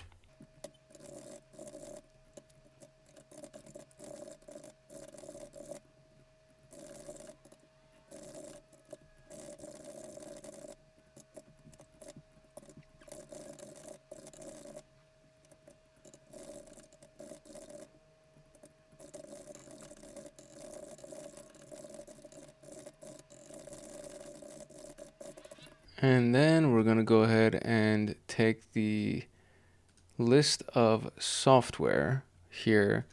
And on this list of software, we're going to do a search for w3wp.exe. Okay, so this was not here. So we'll go ahead and search for it here. And we do have a bunch of stuff. So if we load any of these results, we can see that these things have been used. I'm not exactly sure if many of these things will actually apply. It's just that they're loaded by W3, so they seem to be from legitimate binary like W3P or W3WP, whatever. It's just that the issue is I'm not exactly sure if they are. So I could reference any of these links. I could literally take these links and just one by one copy them. Whoops. I can copy these links. And what the heck is going on? Let's reload this. We can go ahead and copy these links and then drop them inside of our message like so, right? Something like that. And then if you want, you can just include most of them. But pretty much as soon as I copy and pasted those key details, the authenticity of my note went up to 100%. I just wanted to create like a legitimate note here just for my own practices as well. So the host name right here was running a series of sensitive commands on this time, and the commands themselves all lead to potential AD enumeration and exploitation. The host is involved as this, and the user was NT authority, and this is a high privileged user, and potential compromise can lead to a lot of damage. The source process is fine and at least normal, and it didn't elicit a red flag. And also the parent process also. But the grandparent process has been used in many malicious campaigns on the MITRE attack framework, and that warranted a suspicious eye. I'm not exactly sure if this is the case, but I feel I should escalate it further so please let me know, and then I will just drop all the links for MITRE for that. And so it's being assigned to E. Fleming. I've marked it true positive, and it is in progress. Severity, I don't know if that makes a difference. And there you go. There's a flag. So it says looks like web shell is the flag itself. Looks like web shell via old exchange. That's what it looks like. Okay, sweet. So let's go to SOC communication and wrap it up. I love that the first line here says the topics here should sound straightforward and logical to you, but it's always easier said than done, and you should be prepared for unexpected scenarios and what to do in critical cases and in the best scenario. The SOC team has its own crisis communication procedures, which are guides and processes to help you and your teammates resolve the issues. If not, you are advised to read the cases below and be prepared to handle them effectively. And again, just go and look at so many resources that are available to you online. The NIST cybersecurity framework includes reporting in there, so you can go and check that out. There's so much stuff. So these are some communication cases. So you need to escalate an urgent critical alert, but L2 is unavailable and does not respond for 30 minutes. So ensure you know where to find emergency contacts. First, you try L2, then L3, and finally your manager, right? Because it's urgent and it's a critical alert, and you need to just make sure it gets done. The alert about Slack Teams account compromise requires you to validate the login with the affected user. So don't contact the user through the breached chat. Use alternative contact methods like a phone call, right? Because Slack and Teams are chat platforms. They're chat software. And so if you think that it's compromised, then you need to call the person instead of just going through the thing. It's like, hey, tell me if what's going on. Don't try to communicate with them through the breach chat, because that's either you can exchange sensitive information, or the hacker could think that you're onto them and they'll do something crazy. Then you receive an alert. You receive an overwhelming number of alerts during a short period of time, some of which are critical. So prioritize them according to the workflow, but inform your L2 on shift about the situation.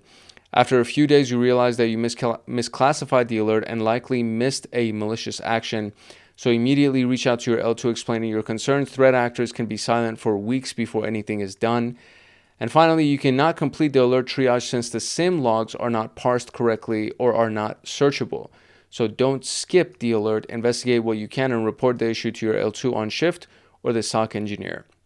So the communication by L2 would look like this. So you send a message. Hi, our new backend developer tries to update the Python, but downloaded a data stealer instead. He works with customer data on that laptop, and I'm afraid it was exfiltrated. They'll be like, hey, that sounds bad. I'll investigate right now. Then they'll initiate the incident response process and send it to the digital forensics team. And then they'll contact legal and PR teams to let them know, hey, we might be losing customer data, right? That's like a really big deal.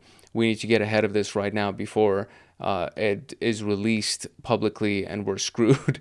So you gotta involve the appropriate teams and the appropriate members. So should you first try to contact your manager instead of critical in case of a critical threat? The answer is what? No, because you want to first go to L2, then L3, then the manager. Should you immediately contact your L2 if you think that you missed the attack? And the answer to that would be yes, you should. And just like that, we are at our conclusion. So we got a chance to, again, flex our muscles a little bit inside of our SOC environment, which was really cool.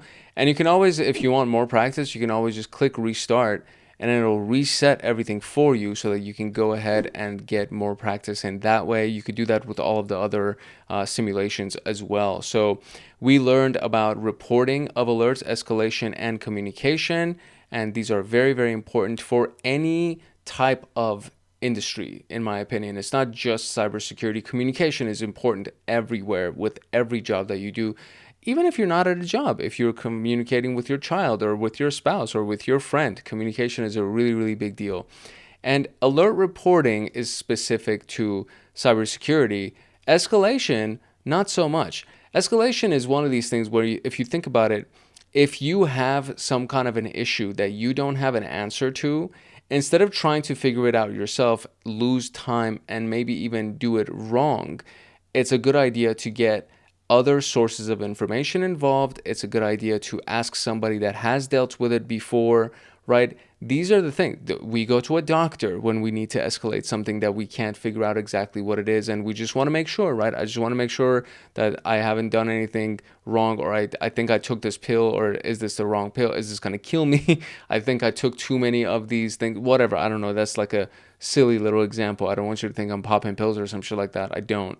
But that's just kind of an example of escalation. You go to somebody who is an expert on something, and then a really good one is the check engine light comes on in your car. So you just want to make sure that it's not that serious. So you go to the mechanic. That's a good one, right? There you go. So it's probably a much more innocent one as well. But yeah, that's pretty much it. That's really what it means. So For cybersecurity, if you're an L1 analyst, even if you're an L2 analyst, knowing these things are very important because the L2 analyst will also need to escalate something. They will also need to send it up the chain and make sure that they involve the right people and communicate with them what's going on and all of that stuff. So this is all really, really important. The communication and coordination between SOC teams and other departments are also really important. And you doing your job well from the ground, the first layer that sees all of the stuff at the top of that funnel, right? At that bigger part of the funnel, you get to see all of that stuff. So if you start reporting and doing the communication and everything well from that layer, then what happens is that the coordination between the SOC team in general and other departments becomes easier. From layer 2 to layer 3 becomes easier. All of those things just become much easier simply because you did a good job at the very beginning. So all of that is super, super important. And that was pretty much the end of that. And that's what we talked about today. If you got value out of this video and if you would like to get more videos like this one, then I encourage you to like, subscribe, and turn on the notification bell so that you get notified the next time that a video comes out on this channel. And then we have a bunch of other playlists that are happening in real time as these other content that are coming out as well. So drop a comment if you have any questions about it, or if you just want to say hi, or if you want to say thanks, whatever it is, just drop a comment. I would love to hear from you. If you have ideas or if you have questions about other videos that should be made, please drop that in the comment section as well. We're currently working on the SOC Level 1 pathway of tryhackme, but there's previously another SOC Level 1 playlist that was created, which is the legacy version of this. So this is kind of an outdated one. Even though technically it was a year ago, it is technically outdated. So we're actually building the new SOC Level 1 playlist. But there's a bunch of other playlists, and there's more playlists coming. For example, we have the offensive pen testing, we have CompTIA Pentest Plus, we have AI for cybersecurity. There is so much other stuff that's available. There's all the stuff that's going to be exclusive to Hackaholics Anonymous. Like I create code for them every single month and I deliver that to them. And then so we have the exclusive content that goes along with that code to explain the code and go line by line through the code of what it actually does and how it works. And it's all specific to Python right now, but Hackaholics Anonymous also gets early access to all the content. So for example, this video, they got early before it got released to the public.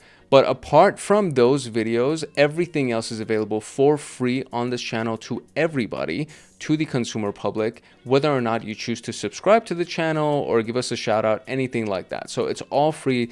It will always be free. But I would love to hear from you. So drop a comment and let me know if you have any questions about any of this stuff. And of course, make sure that you like, subscribe, and turn on the notification bell so that you get notified the next time that a video comes out. And if you want to get all the exclusive stuff and access to me on Discord and all of the other really, really cool stuff that comes along with Hackaholics Anonymous, you should check out Hackaholics Anonymous. If you want access to my notes and exclusive downloads and to get lifetime access to me on Discord, consider joining Hackaholics Anonymous. We have 4 tiers. We have the supporter, the agent, the guardian, and the master. Each tier gets their own Discord server and early access to content. The agent, guardian, and master levels get exclusive content, exclusive downloads, monthly Python automations, live streams with me every single month, plus so much more. And to join, you can simply click the link in the description below and you will be able to choose the tier for which you want to join. I really hope I see you in the Discord chats. If not, I hope I see you in the comment section. It's your boy Hank Hackerson at Hank Hacks Hackers, your favorite network and system attacker / protector. If no one else loves you, Hank loves you. Love, peace, and chicken grease. And I will see you in the next episode later. In this video, we're going to be talking about SOC workbooks and lookups. My name is Hank Hackerson, your trainer for today. And to get more videos like this one, make sure that you like, subscribe, and turn on the notification bell. So this video is a part of the SOC Level 1 pathway that is a brand new pathway inside of tryhackme. There's a legacy version of SOC Level 1, which is the completed playlist on this channel already, but we're creating the 2025-2026 version now. And inside of this pathway, we have a bunch of new modules, and SOC team internals happens to be one of them. And we've already done several recordings of SOC team internals, or at least the specific modules or the specific rooms inside of SOC team internals. And today we're going to be talking about workbooks and lookups. And workbooks and lookups are really specifically designed to help you triage alerts. So As a SOC analyst, you're going to be sitting in front of the computer. There's going to be a bunch of alerts coming in. Some of them are going to be maybe something that you haven't dealt with before and you need guidance for.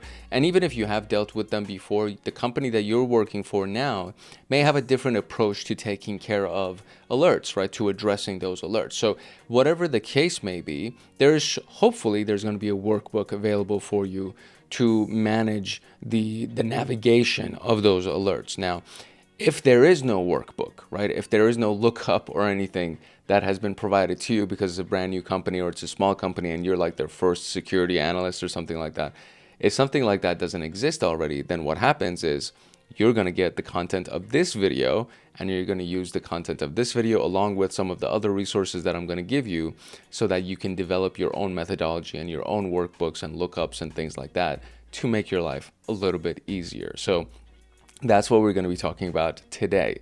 And the outline is as such. So we have the introduction, the assets and identities, network diagrams, Workbooks Theory, Workbooks Practice, and of course the conclusion, and the timestamps of all of these is going to be in the description for you below. And it should be a relatively short video today, so I think it's going to be pretty sweet, short and sweet, straight to the point.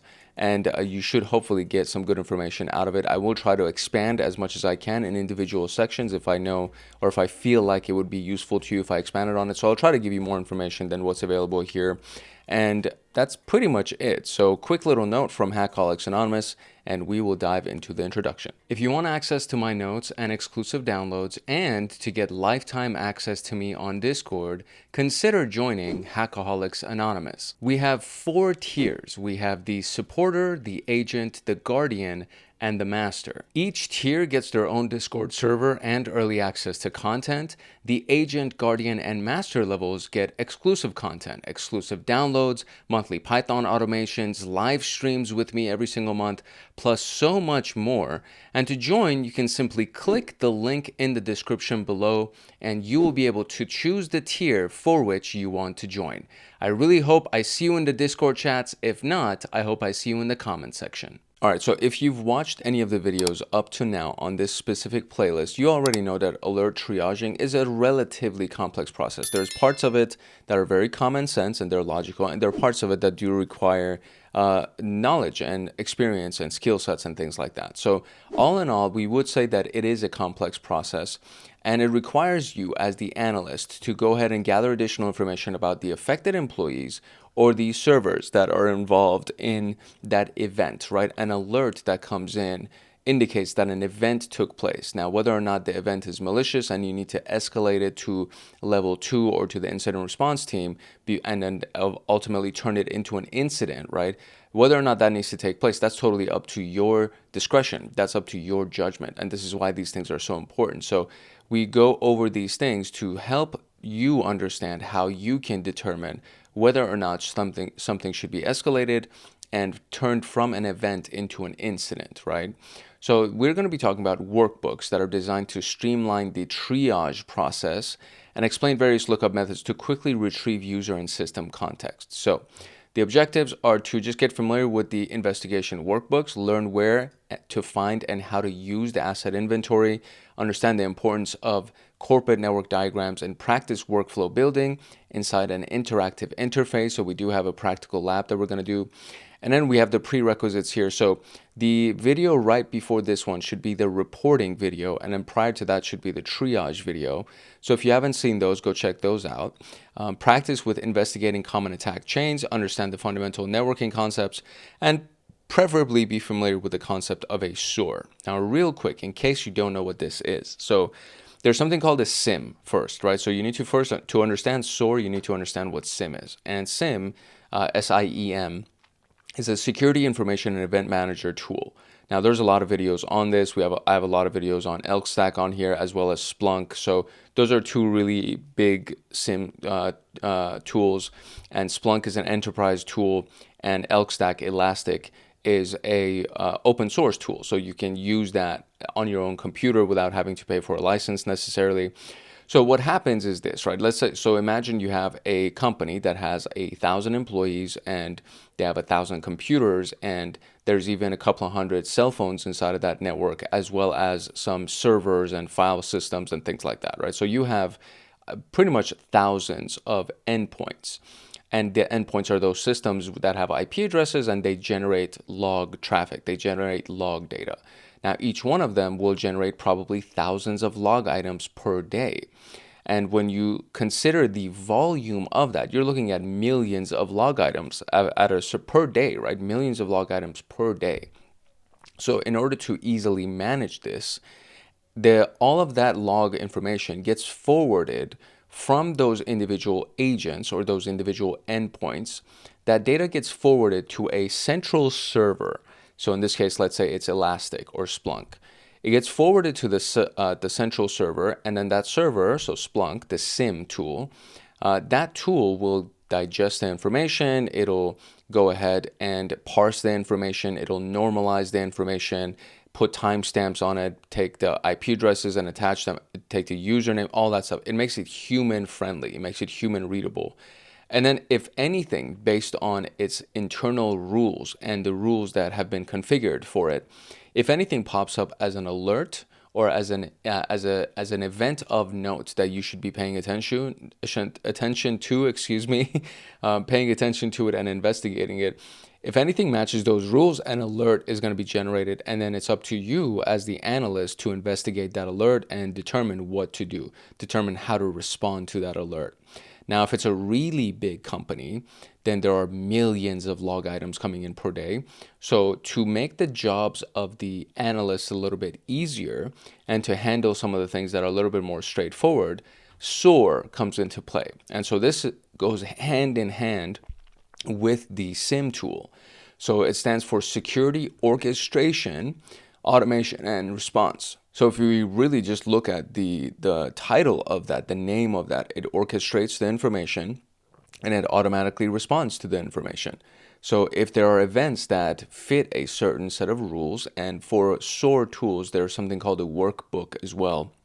So you upload the workbooks to it and you say, okay, well, for X, Y, and Z type of an event, you're automatically permitted to take these actions. So, if somebody is scanning our network, then block them, right? Like very, very basic. It's like they're the more straightforward types of responses. There are definitely certain events that require a more nuanced approach and it requires deeper investigation. So those things, the human being will still need to step in and do those things. But security orchestration, automation, and response is meant to make the job of the SOC easier and make their lives easier, and at the very least block and respond to certain events that should be more certain, black and white, more straightforward, more cut and dry types of events that don't require really crazy deep investigations. And then it will generate a report so that the analyst team is aware of all of the actions that the SOAR tool took.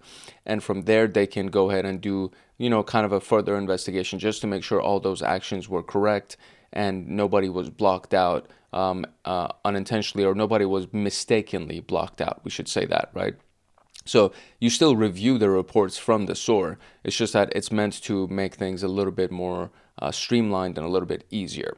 So now that we understand what that is, so hopefully that helps you get familiar with that tool. So now that we understand what that is, let's move on to the assets and identities. Okay, so here's a scenario. Imagine that you're working the night shift, you're working graveyard, right? And you get an alert that you're looking into that says that G. Baker logged into the HQ file system right here. So this is the the financial file system. G. Baker logged into the financial file system in the middle of the night, right? You're working the night shift. And then they downloaded a financial report, an Excel file, and then shared it with R. Lund. So you need to triage that alert and understand if the activity is expected or if it's malicious. So some of the questions that would come in mind is, who is G. Baker, right? What are their working hours, and what is their role in the company, and should they even have access to this server, and should they be logging into it in the middle of the night, right? What is the purpose and location of that server? Who can access it? What type of information is stored in it? And why would R. Lund need access to that corporate financial information? Why isn't R. Lund automatically logging into the server himself or herself, right? So what is going on here? Like, these are just a couple of questions that should raise some flags and be like, what is happening exactly? So the first thing we need to look at is the inventory of the identities, the identity inventory. And this is basically a catalog of the employees, which is user accounts, and then machine accounts, so the services accounts, the service accounts. And then the details like, what privileges does that user account have, right? What access can he have, can she have? What are their contacts and roles within the company? And for our scenario, the identity inventory would help us understand who G. Baker is and R. Lund, and make it simpler to decide if the activity was expected or not. So we're going to look at our example of identities here. So we have G. Baker, Raymond Lund, Kate Danner, and then a couple of machines here. So the machines, what do we have? We have a backup service account, a web app service account. This is a demilitarized zone. This is HQ as well as demilitarized zone. I don't know what VEAM is. If you know what that is, just drop it in the comment section. But so we have Kate Danner, Raymond Lund, and Gregory Baker. Gregory Baker is the chief financial officer. Okay, so they should have access to financial records. Okay, and they're also based out of Europe in the UK. Okay, so that makes more sense because in the middle of the night for us in the United States, it's a different set of hours in Europe. So it's actually working hours for them. It could very well be working hours for them. So, okay, that makes sense too. And they're in the finance department. They have access to the VPN. Okay, all right, that makes sense. Raymond Lund is a U.S. financial advisor. So, okay, this person's in the UK, this person's in the U.S., and they work out of Texas, and they also have VPN access, and they have finance access. So just based on that, it makes sense. Yeah, so the chief financial officer downloaded a financial report, and they're sending it to the U.S. financial advisor, and their time zones are different. So if we're in the US, somebody that is in the UK could actually be during business hours while we're in nighttime hours. And they generated the report and they're just sending it to this person. So Raymond could actually be asleep, but you could still send the report to them and then he could wake up and check it out. So, all right, that for me, that makes sense. That's good. So these are the sources of identities that would be generated. So we have Active Directory, or I should not generate it, stored. So these are where identities can be stored. So we have Active Directory, which is the most common. So the on-premises AD or Entra ID, which is part of the Azure cloud environment, Microsoft environment.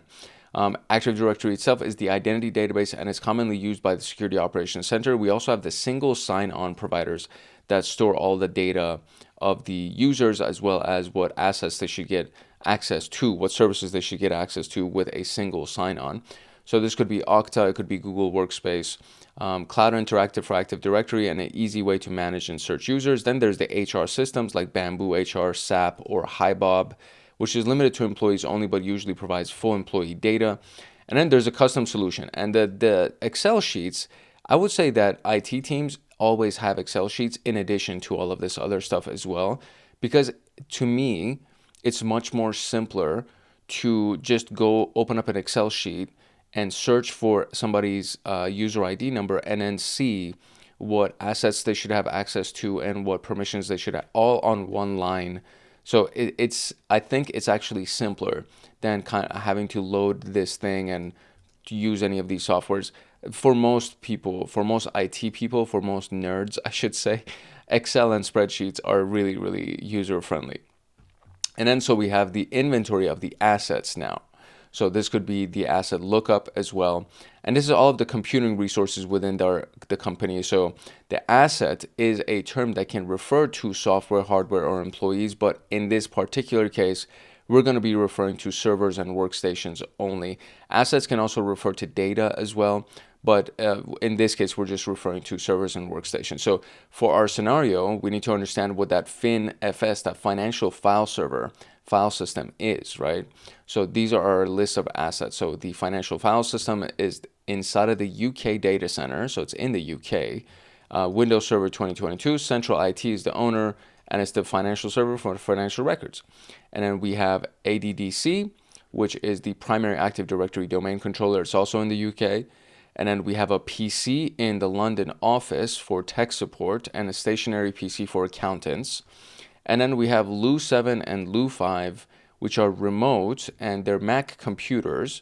And to A. Kelly and J. Eldridge, which are just corporate laptops. Those are the assets of the company. The sources of those assets could also be Active Directory because Active Directory can actually have an inventory database as well.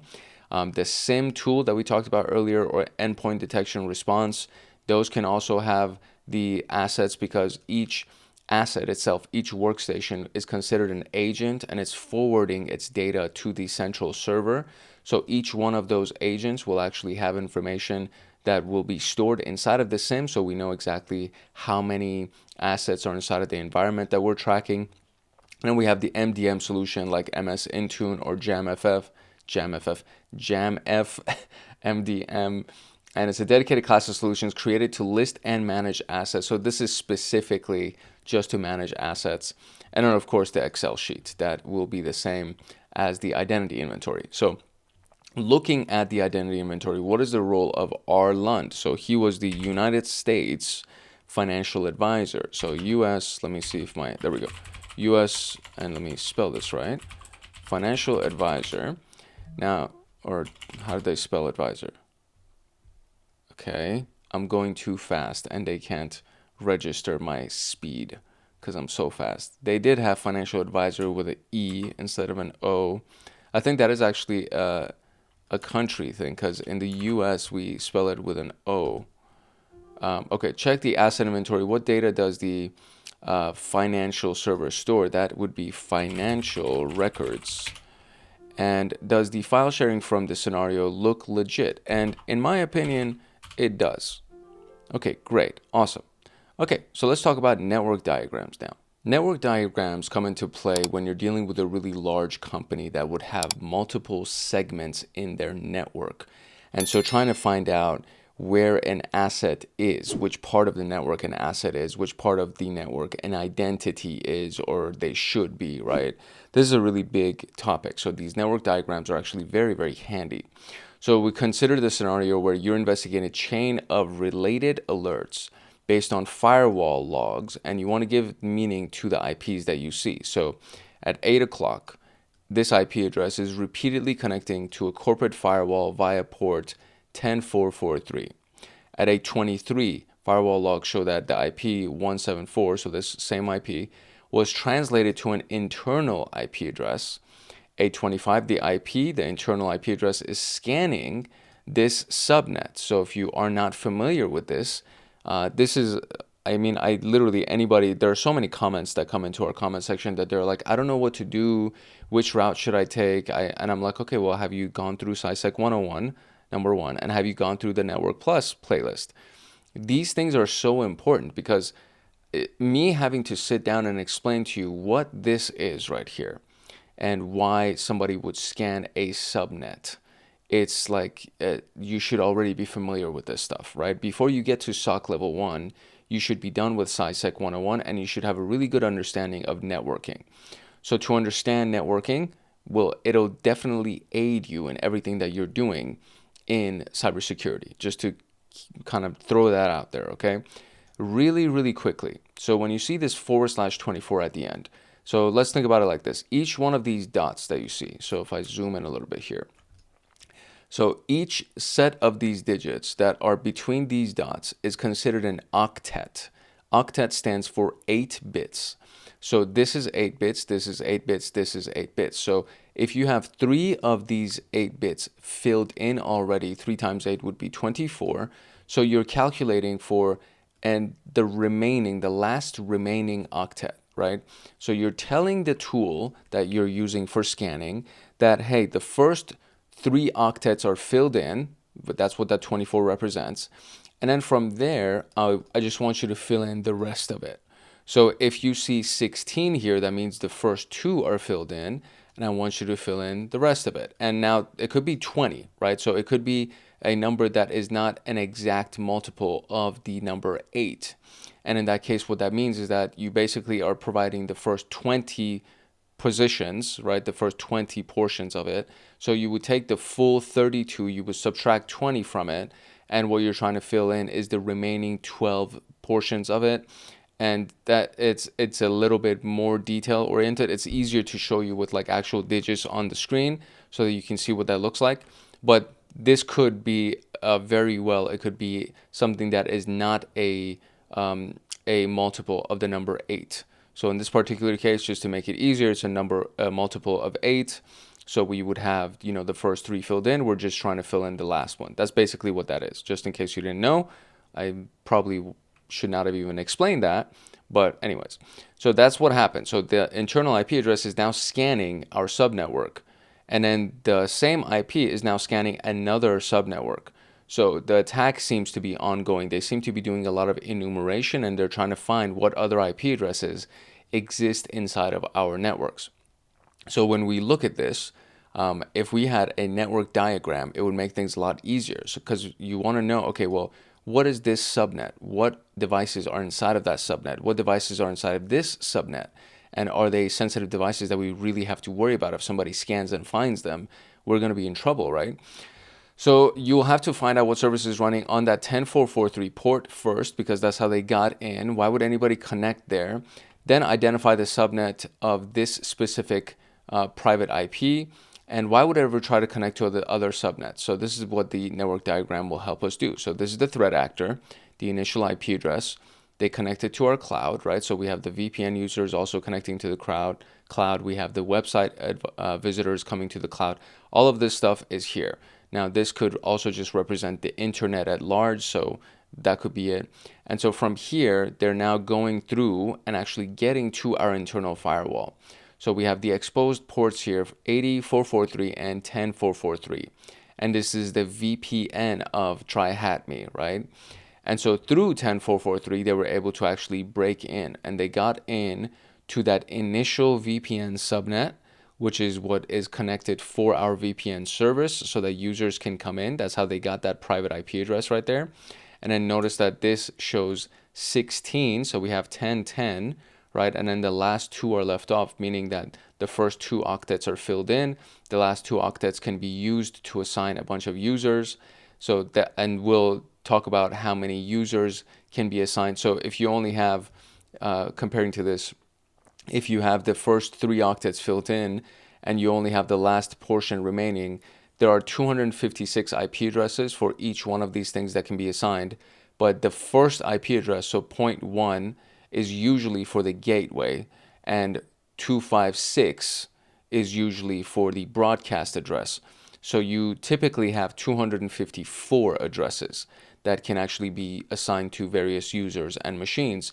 In this particular case, it would be 254 times 254, because the first 16 are filled in and you have the last 16 that you can use, which gives us tens of thousands, I think like 65,000 IP addresses can be used in this case versus having 254 IP addresses, right?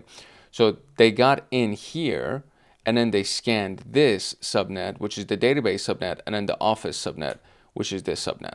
That's what they started scanning, right? So depending on the size of the company, you may see more complex diagrams, but their use for SOC analysts remains the same to help understand the network activity, to help understand suspicious activity. So in this scenario, we can refer to the network diagram and reconstruct the attack path as follows. The threat actor behind this IP performed a VPN brute force targeting the tryhackme VPN, or the tryhackme VPN. After a successful brute force and login, they were assigned an IP from the VPN subnet. Then, the adversary tried to scan the database subnet but was likely blocked by the firewall. Seeing no success, they tried to scan the office subnet, looking for their next target. So according to the network diagram, which service is exposed on the 443, and that is the VPN. Now, which subnet would the server behind this belong to? So 172.16.15.99, 16.15 would be the database subnet. 16.15, yeah, 16.15.99 would be the database subnet. Very good. And does the scenario look like a true positive or a false positive? This is definitely a true positive. All right, very good. Moving on to workbook theory. So what we just did is a very small version of an investigation. And in a lot of cases, the investigation can be much larger, and it can involve very many more steps, because the network itself at large is just such a big network, and there's so many nuanced steps that are involved. So, and it could also be the alert type itself, right? So some alerts, the analysis is simple, but some may require dozens of steps, and each one of those steps is essential and you have to follow each one of them to avoid missing vital details and confusing the attack evidence. So how do you do this? Through the use of a workbook. This can also be called a playbook, a runbook, or a workflow. And it's a structured document that defines the steps required to investigate and remediate specific threats efficiently and consistently. Since L1 analysts are considered junior specialists and are not expected to triage every possible attack scenario perfectly, senior analysts often prepare workbooks to support their less experienced teammates. L1 analysts are recommended and sometimes even required to triage the alerts precisely according to workbooks to avoid mistakes and streamlining the analysis. And then they would put inside their comments and inside their notes that I did X, Y, and Z. I did every single step of this workbook, etc., etc. This is what the information that I found. These specific approaches were all dead ends. So when you pass all of that information to the L2 analyst, right, to the incident response people even, when you pass that information on, they just know, okay, they have a much stronger context. They know what happened, what was done, and then what they should be doing from that moment on, right? So here's a workbook example, and this may seem intimidating, but this is actually very, very handy. So the enrichment stage is the stage where we enrich the original data with more data, right? We make it more robust information that we would pass on for the investigation stage and ultimately the escalation stage. So enrichment stage, you receive an alert. You use Bamboo HR to find out the expected user's location. Then you look up, let me zoom in a little bit for you. Then you look up the login IP in threat intelligence services. Then you look up login IP in anonymization detection services. And if the login IP is confirmed to be malicious, you go here to escalation stage. If it's not malicious, you use Splunk to list user actions following the login. Then are there any suspicious actions like the multi-factor authentication reset? If there is, then you escalate. You go to the escalation stage. If there isn't, then you run Splunk login timeline for 90 days and log in any VPN or log in via any VPN or from a typical location. If there is no login from a VPN or atypical location, was the login atypical from the user? Then if that was no, then just close the alert as a false positive. But if it was a yes, then you contact the user and proceed depending on the user's response. And if the user, and same thing over here, if they logged in from a VPN from an atypical location, atypical meaning that it's not their actual location that they normally log in from, and it's not the actual time that they normally log in. So if either of these things are a yes, then it's like, okay, well, contact the user, figure out exactly what happened. If it's intentional, if the user actually did it and they were on vacation or something, whatever, then cool, close it as a false positive. If not, you move it to the escalation stage. And you see that ultimately everything after this point right here is now the investigation stage. All of this is investigation. And then once it gets sent to escalation, you write an alert report and escalate the alert to L2 analyst. That's basically it. So you write an alert report saying, I did this, and these things, and I spoke with the user, and this is what they said. Ultimately, this is why I'm writing this note and why I'm escalating this specific alert, right? So this is a typical example of an investigation workbook aimed to help L1 analysts triage alerts about atypical email, web, or corporate VPN login. Most workbook diagrams are supplemented with a detailed textual guide and links to the mentioned resources. Also note how the workbook is divided into 3 logical groups. By following the steps in correct order, you can guarantee high quality alert triage. So enrichment, right? Use threat intelligence and identity inventory to get information. Investigate, and of course, escalate. It's very simple. It's like super logical, super common sense. It's just each one of these steps are required. They're nuanced and they fit this whole picture. So if any of these things are skipped, there's a very good chance that some good information may have been missed, and that would be the information that could be determining whether or not this is actually a true positive or if it's a false positive. So which SOC role would use workbooks the most? And that would be the SOC L1 analyst. What is the process of gathering user, host, or IP context using threat intelligence and lookups, and that would be called enrichment. And looking at the workbook example, what platform is used as an identity inventory source? So looking at this, what is our Bamboo HR is the identity inventory source right there. So, okay, very good. Bamboo HR, voila, excellent, excellent. So let's now do the practical exercise here. So the workbook itself can be very nuanced and extremely detailed, which is referred to here more as a SOAR automation playbook, because the SOAR can sift and sort through that workbook that we just saw. Imagine the workbook that we saw times 100, right? That could be potentially what it is. And a SOAR can navigate that much quicker and much easier than a human can. Other teams prepare just a few high-level workbooks for the most common attack vectors and rely on those, etc. So in either case, you should know how to divide your investigation into modular blocks and build simple workbooks around it. So we're going to build the workbook. Open this site right here. So let me just zoom out a little bit so we can actually see what's up here. And where's my button? My button just vanished. Great. That's so weird that as soon as I expand it, there we go. All right, so there's the view site button. So, okay, so now we have the email workbook, and we're going to build this out, and then we have a variety of other workbooks that we're going to build, basically. And so once we build them, we should be getting a flag ultimately for each one. So the whole idea here is to, I guess, what is it, drag and drop? Are we dragging and dropping? Or are we clicking? Okay, well, whatever. Let's read through this first. So email analysis. Investigate login events of all email recipients to the corporate servers and VPN. Take ownership of the alert. Identify. Use identity inventory to get context of email recipients. Write a short alert comment explaining why you're confident that this is safe. Write an alert report for L2 explaining the findings. Attach the target evidence. Okay. Gather triage evidence, recipient list, etc. Notify all employees in chat to avoid using corporate email. Investigate the email using EML analyzer, content, and da-da-da-da. Continue the attachment analysis. Okay, so first one is take ownership right here. So, I mean, I'm trying to see what would be done here. Okay, there you go. All right, cool. So, all right, so I guess if we do it correctly, it'll just tell us exactly what needs to be done. And I don't know why I see, there we go. Now I have the full list of this. There we go. Okay, great. So first step is to take ownership of the thing. So I'm going to just basically work through these, and then I'll show you what my final result was. Okay, so, all right. I was hoping to be able to show, I feel like it's going to reset. Yep, it reset everything. So, okay, so that's the flag.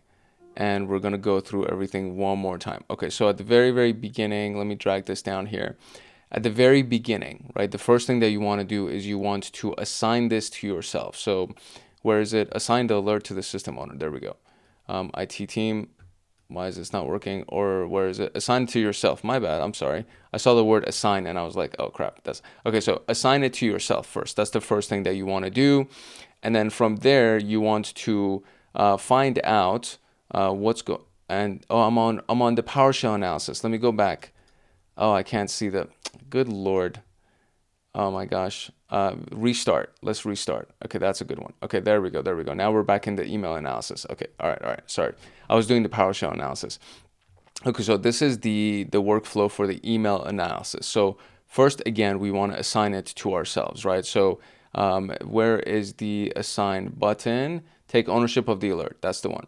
So we take ownership of the alert, identify inventory to get context of the email recipients.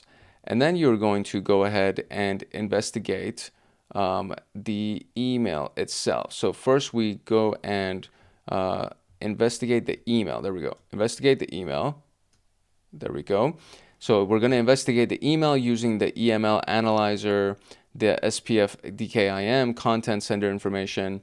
And then we're going to investigate the attachment of the email. There we go. So we're going to investigate the email. We're going to investigate the attachment. And then right here, it says, is the attachment malicious origin, faked, or the email is unexpected for the recipient roles? If it is not, so the easiest one is, if it's not, it's like, okay, great. So if it's not, we're going to say that this is safe and expected. There we go. There's that. Now, if it is, the attachment is fake, or the attachment is malicious or anything like that, we need to go ahead and investigate the login events of these things, or triage evidence, I should say. We should gather triage evidence, recipient list, who was emailed, all that stuff, right? Notify all those people to avoid using the email for now. Let me see, or maybe not. Which one was it? It's this one, investigate login. What's going on? So it's none of those things. Oh, yes, there we go. Those are like deterrents, none of those things. So you gather triage evidence and then you write an alert for level 2. There you go. That's what it is. All right, so hopefully you were able to keep up with that. So there is that. So now we're going to do the PowerShell analysis. And again, it starts with just assigning it to the alert to ourselves first. And so what we are dealing with is a PowerShell analysis situation.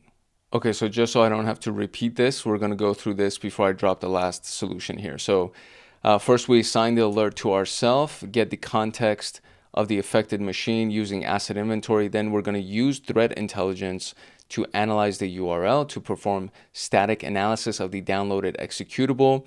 We're going to build a process tree to find out the parent process and account that's used to start PowerShell. Now, is the file malicious, downloaded from untrusted resource, or originates from a suspicious process? If it's not, then we're going to write a brief comment explaining the verdict, reach the SOC engineers to tune the detection rule so that this doesn't happen again, and then we close it as a false positive. If it is, we're ultimately going to write a report for L2, attach the evidence, assumptions, and SIEM results, and escalate to L2. So the thing that we need is just this step right before that. So it says save the results of the win process tree and win login timeline SIEM searches, assign the alert to the system owner. That's definitely not it. Contact the user in alert via email and confirm if the user approves PowerShell usage. I'm going to say saving the results, and there we go. All right, so saving the results of the Windows tree, etc. And there we go. And now we are finally in the network analysis playbook here. So everything starts with what? Assigning it to ourselves. So I'm going to drag this down here, and we're going to start from the very, very beginning where it says take ownership or assign to ourselves. And so here is our network workbook breakdown. So assign the alert to yourself always, right? Get the IP context from the network map and asset inventory. List the ports that were scanned by the IP. Find out which services could be running on those ports. And if the source is a corporate, Nessus, Zabbix, etc., verify if the scanning pattern is expected, right? So do we scan these regularly for routine scans, right? Is the source IP unlisted? So the source IP of the scanned item, right? So if source is a corporate, verify if that is expected. So if that source that's scanning is unlisted, or does the scanning pattern remind of malicious discovery attempt, then you move on to this side. If it's not, you just write an alert comment explaining your verdict and then reach out to the SOC engineers to tune the rule, right? So if it is, if the source IP is unlisted or the pattern is malicious, then we just go over here. Collect all of our evidence, drop that down, and there we go. You collect all of your evidence, attack time, range, scan ports, and IP context, and then you write an alert report explaining the verdict and attach the evidence for the L2 review. And there we go. That's our final flag, and there it is.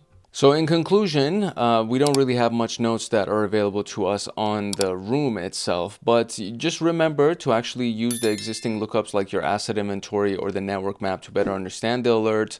Push your team to implement and maintain workbooks to streamline and simplify SOC operations. And really don't skip a step. That would be like the big thing that I would tell you, is that it's better to be too careful than not careful enough. That's always the thing, right? There are so many versions of that quote. It's better to be a warrior in a garden than a gardener in a war. It's better to have it and not need it than need it and not have it. There's just so many different versions of that quote. And the same thing applies here. It's better to be too careful than not careful enough. It's better to be too paranoid than not paranoid enough. Because if you're not careful enough and you just streamline something just because you're trying to be quick and you're trying to move through the alerts quickly, but then something is missed, and that something that you missed was actually there for you to notice, but you just wanted to run through it real quick, and then you just closed out the alert, and next thing we know, 2 weeks later, they rob the company blind or something, or they encrypt everything and they hold us at ransom. When something like that happens, it's like, okay, well, it's on you. It's your fault. You were the original person that was assigned that alert, and you kind of skipped through the steps, and because of that, now we took a really big damage, and you're fired, right? You just lost a job. You lost some credibility. So there's a lot of stuff that it's just better to be too careful than not careful enough. And that is it for today's video. If you found this video useful and if you'd like to get more videos like this one, then I encourage you to like, subscribe, and turn on the notification bell so that you get notified the next time that a video comes out on this channel. Drop a comment if you have any questions about the content that we talked about today, or just questions in general about other things that you would want to see videos for. Definitely make sure that you kind of browse through everything that we do have over here. If you have not done so already, there's a lot of stuff going on this channel. There's multiple playlists that are being built out right now. So we have the SOC Level 1, the new SOC Level 1, which is the 2025-2026 version of it that you see right here. So we have the new SOC Level 1. There's also the legacy one that was already completed. This is the older one that was just outdated. So the new SOC Level 1 is coming out, or it is kind of rolling out right now. There's the AI for Cybersecurity training series. There's also the Offensive Pentesting and the CompTIA Pentest Plus training series that's happening. And most likely there's going to be a bunch of other stuff that's going to happen. So as these things get wrapped up and as we go through all of them, I will definitely make sure that more stuff is available to you. And this is why comments are really helpful, because it helps me to understand exactly what it is that you need to make your life a little bit easier. There were actually a couple of comments that came in recently to develop some videos to set up labs in your own computer so that you can do all these practice exercises. So we're going to talk about that and anything else really that you might need. So just if you have not done so already, make sure that you drop that comment. And then there's everything on this channel is for free. All the content is for free. The Hackaholics Anonymous people get early access to that content. And there's certain videos like these ones right here that, because they get membership perks, they get these automated Python scripts that I write for them, and that to be able to help them understand what those things are and how they work, and line by line explanations of the code. There's these exclusive Python tutorials that are available for them. But other than that, everything else is available to everybody in the community for free. The videos are early access to the Hackaholics Anonymous people, but ultimately it becomes available to the public for free. So just to kind of give you a heads up on that, you will end up seeing just that, but everything else is available for free. And if you have not done so, again, just make sure that you like, subscribe, and turn on the notification bell so that you get notified when those videos come out. And if you are interested, check out Hackaholics Anonymous. If you want access to my notes and exclusive downloads and to get lifetime access to me on Discord, consider joining Hackaholics Anonymous. We have 4 tiers. We have the supporter, the agent, the guardian, and the master. Each tier gets their own Discord server and early access to content. The agent, guardian, and master levels get exclusive content, exclusive downloads, monthly Python automations, live streams with me every single month, plus so much more. And to join, you can simply click the link in the description below and you will be able to choose the tier for which you want to join.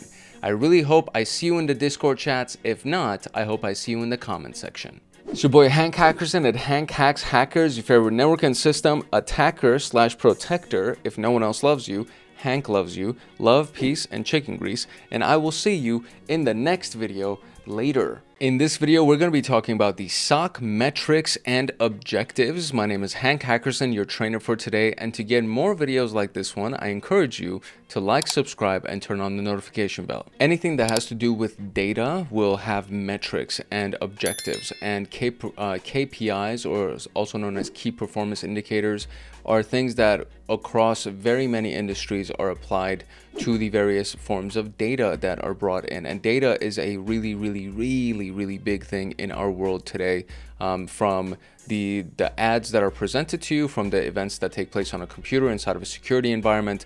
Doesn't really matter. There's a lot of data that's always used. And so being able to read the metrics, understand those metrics and the objectives behind those metrics is a very, very important thing in security, as you would imagine. So we're going to be talking about those key metrics and driving the effectiveness of the Security Operations Center to find different ways to improve them. That's basically what the purpose of this video is today.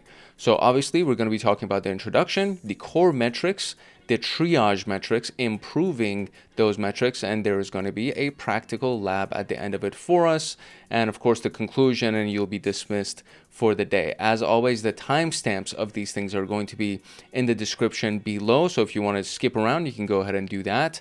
And that's pretty much it. So a quick little note from Hackaholics Anonymous, and then we'll dive into the introduction. If you want access to my notes and exclusive downloads and to get lifetime access to me on Discord, consider joining Hackaholics Anonymous. We have 4 tiers. We have the supporter, the agent, the guardian, and the master. Each tier gets their own Discord server and early access to content. The agent, guardian, and master levels get exclusive content, exclusive downloads, monthly Python automations, live streams with me every single month, plus so much more. And to join, you can simply click the link in the description below and you will be able to choose the tier for which you want to join. I really hope I see you in the Discord chats. If not, I hope I see you in the comment section.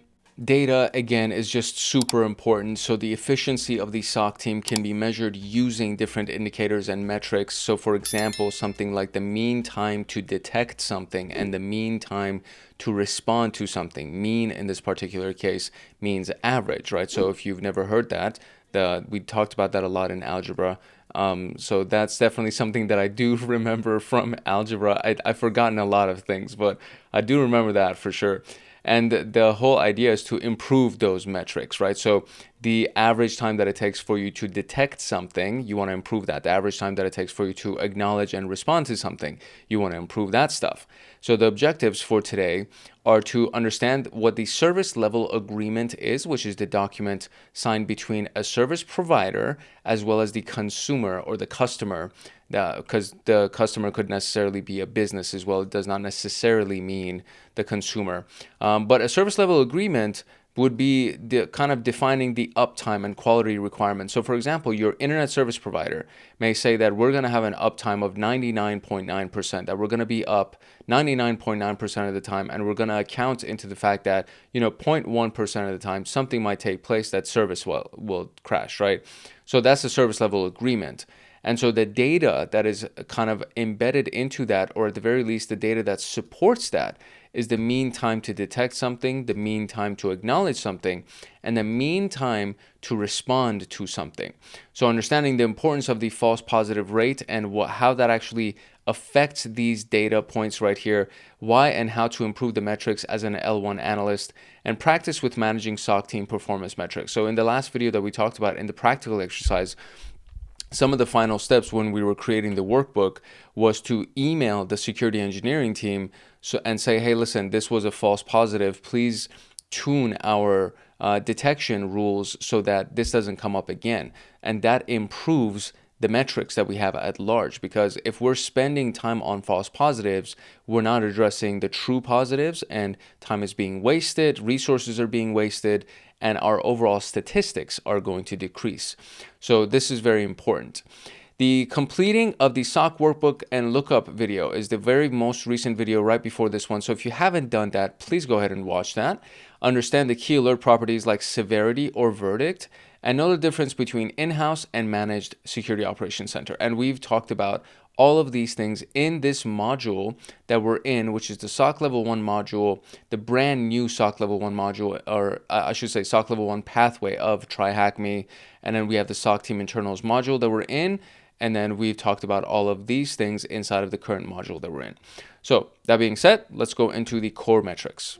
Okay, so first, just to remind you what the purpose of a security operations center and really the purpose of cybersecurity is to protect the confidentiality, the integrity, and the availability of the organization's digital assets, whether it's their systems, whether it's their data, this is the CIA triad is what this is considered. And this is something that's referenced a lot in the CompTIA CYSA Plus certification examination. Everything revolves around this: confidentiality, integrity, and availability. So the SOC team performs its purpose by developing, receiving, and triaging alerts. And the L1 analyst, the level 1 analyst, which is going to be you, right? The first job that you would get right above the intern is basically the L1 analyst. And the role in this process is to reliably report true positives to the higher level, which is the level 2. And this leads us to the first 4 metrics. So the alert count, the total count of alerts that are received, and the overall load of the SOC analyst. So basically, everything that comes in, that's the alert count. That's the biggest part of the funnel, as we discussed in triage. Then there's the false positive rate. So the false positive rate is the false positives divided by the total alerts, right? So if there are 10 false positives and there are 100 alerts, our false positive rate is 10%, right? So false positives divided by the total number of alerts will give us the level of noise in our alerts. And then we have the alert escalation rate. So this is the escalated alerts divided by the total alerts. So this is, again, if I escalated 10 and we had a total of 100, then the escalation rate is 10%. So this determines the experience of the L1 analyst. So if there are fewer alerts escalated, that means that we have really experienced L1 analysts. If we have a lot of alerts escalated, that means that we have inexperienced analysts. If we have a low false positive rate, that means our detection rules are really solid. If we have a high false positive rate, that means we have detection rules that are very weak and they're wasting a lot of time. Then there's the threat detection rate, which is the detected threats divided by the total number of threats that actually have existed. So the total number of threats could be the false negatives. So that could be something that it's found out later on where it's like, oh, we didn't even detect this. This was actually a threat that was in our system and we didn't even detect it. So the alerts that were, or the threats that were detected, and then there was an alert generated, that would be the detected rate. And then there's the total number of threats, right? Which is, we had certain rules in place that missed a bunch of alerts. We marked them as negative, but they were actually false negatives. And so our total number of threats is actually, 500 instead of it being 350. So we missed 150 threats, right? And that determines the reliability of the SOC team. So imagine starting your shift and seeing 80 unresolved alerts. So we're just going to go through their explanation of all the various metrics that we have here. So there's 80 unresolved alerts. That's definitely overwhelming and prone to missing real threats hiding behind the noise. On the other hand, consider a whole week without any alerts.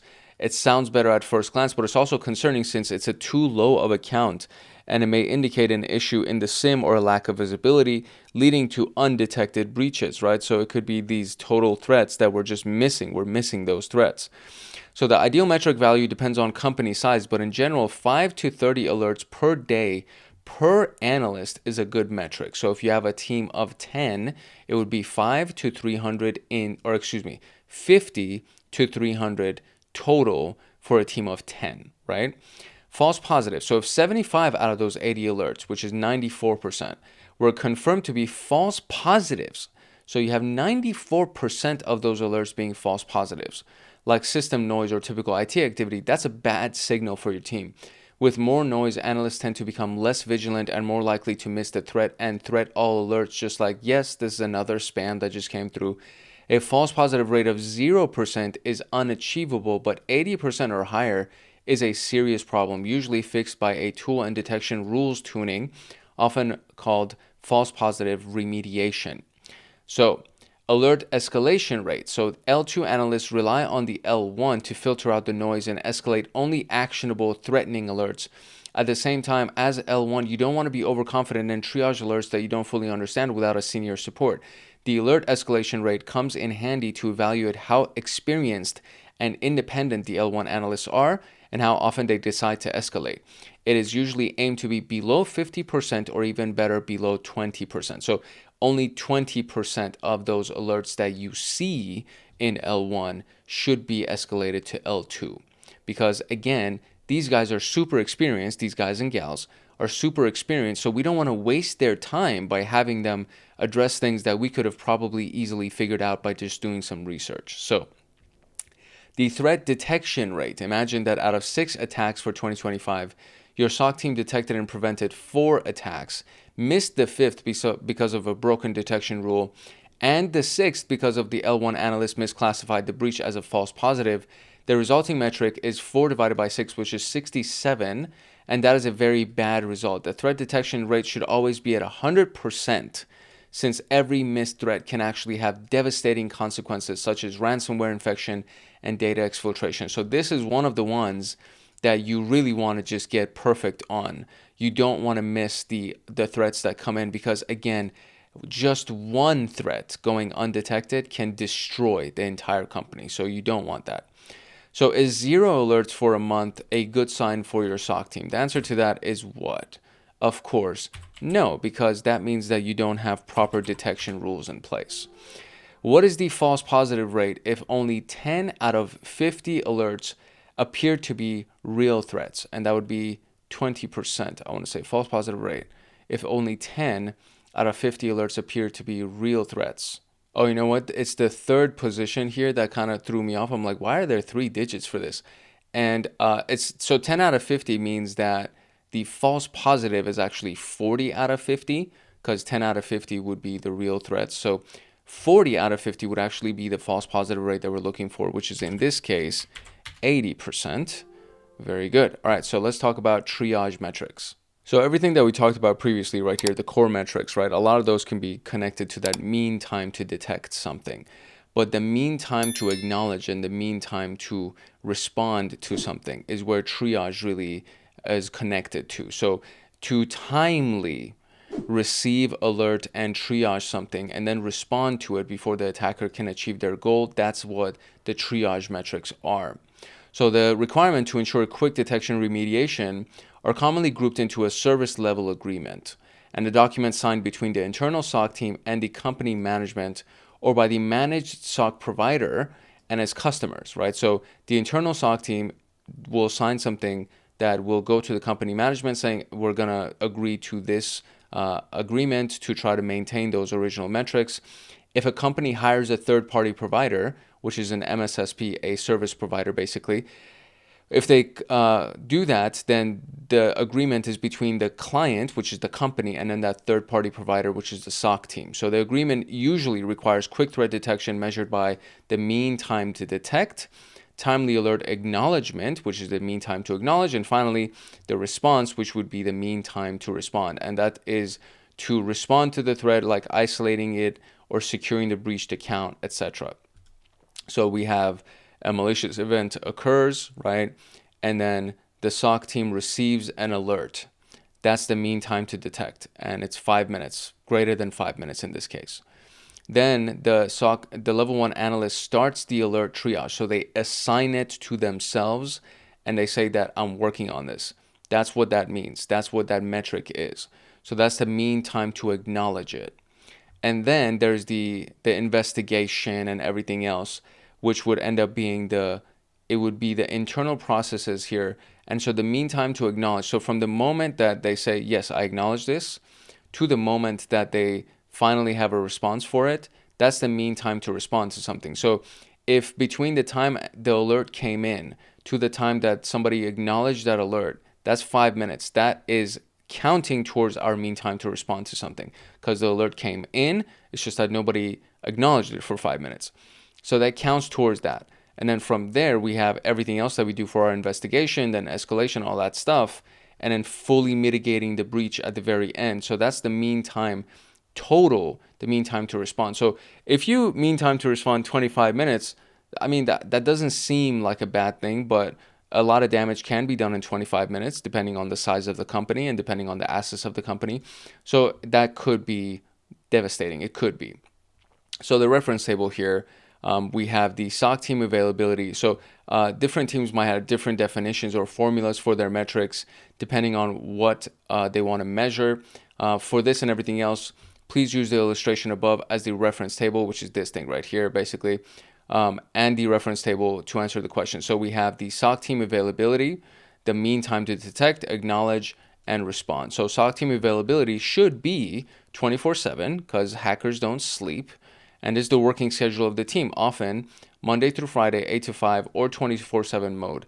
And again, depending on the size of the company, it should be 24/7 because if it's a really big enough company, the hacker is going to be like, okay, we're going to do it at 3 a.m., right, on a Saturday or something. It's like these things can happen all the time, and the defensive team should be available all the time.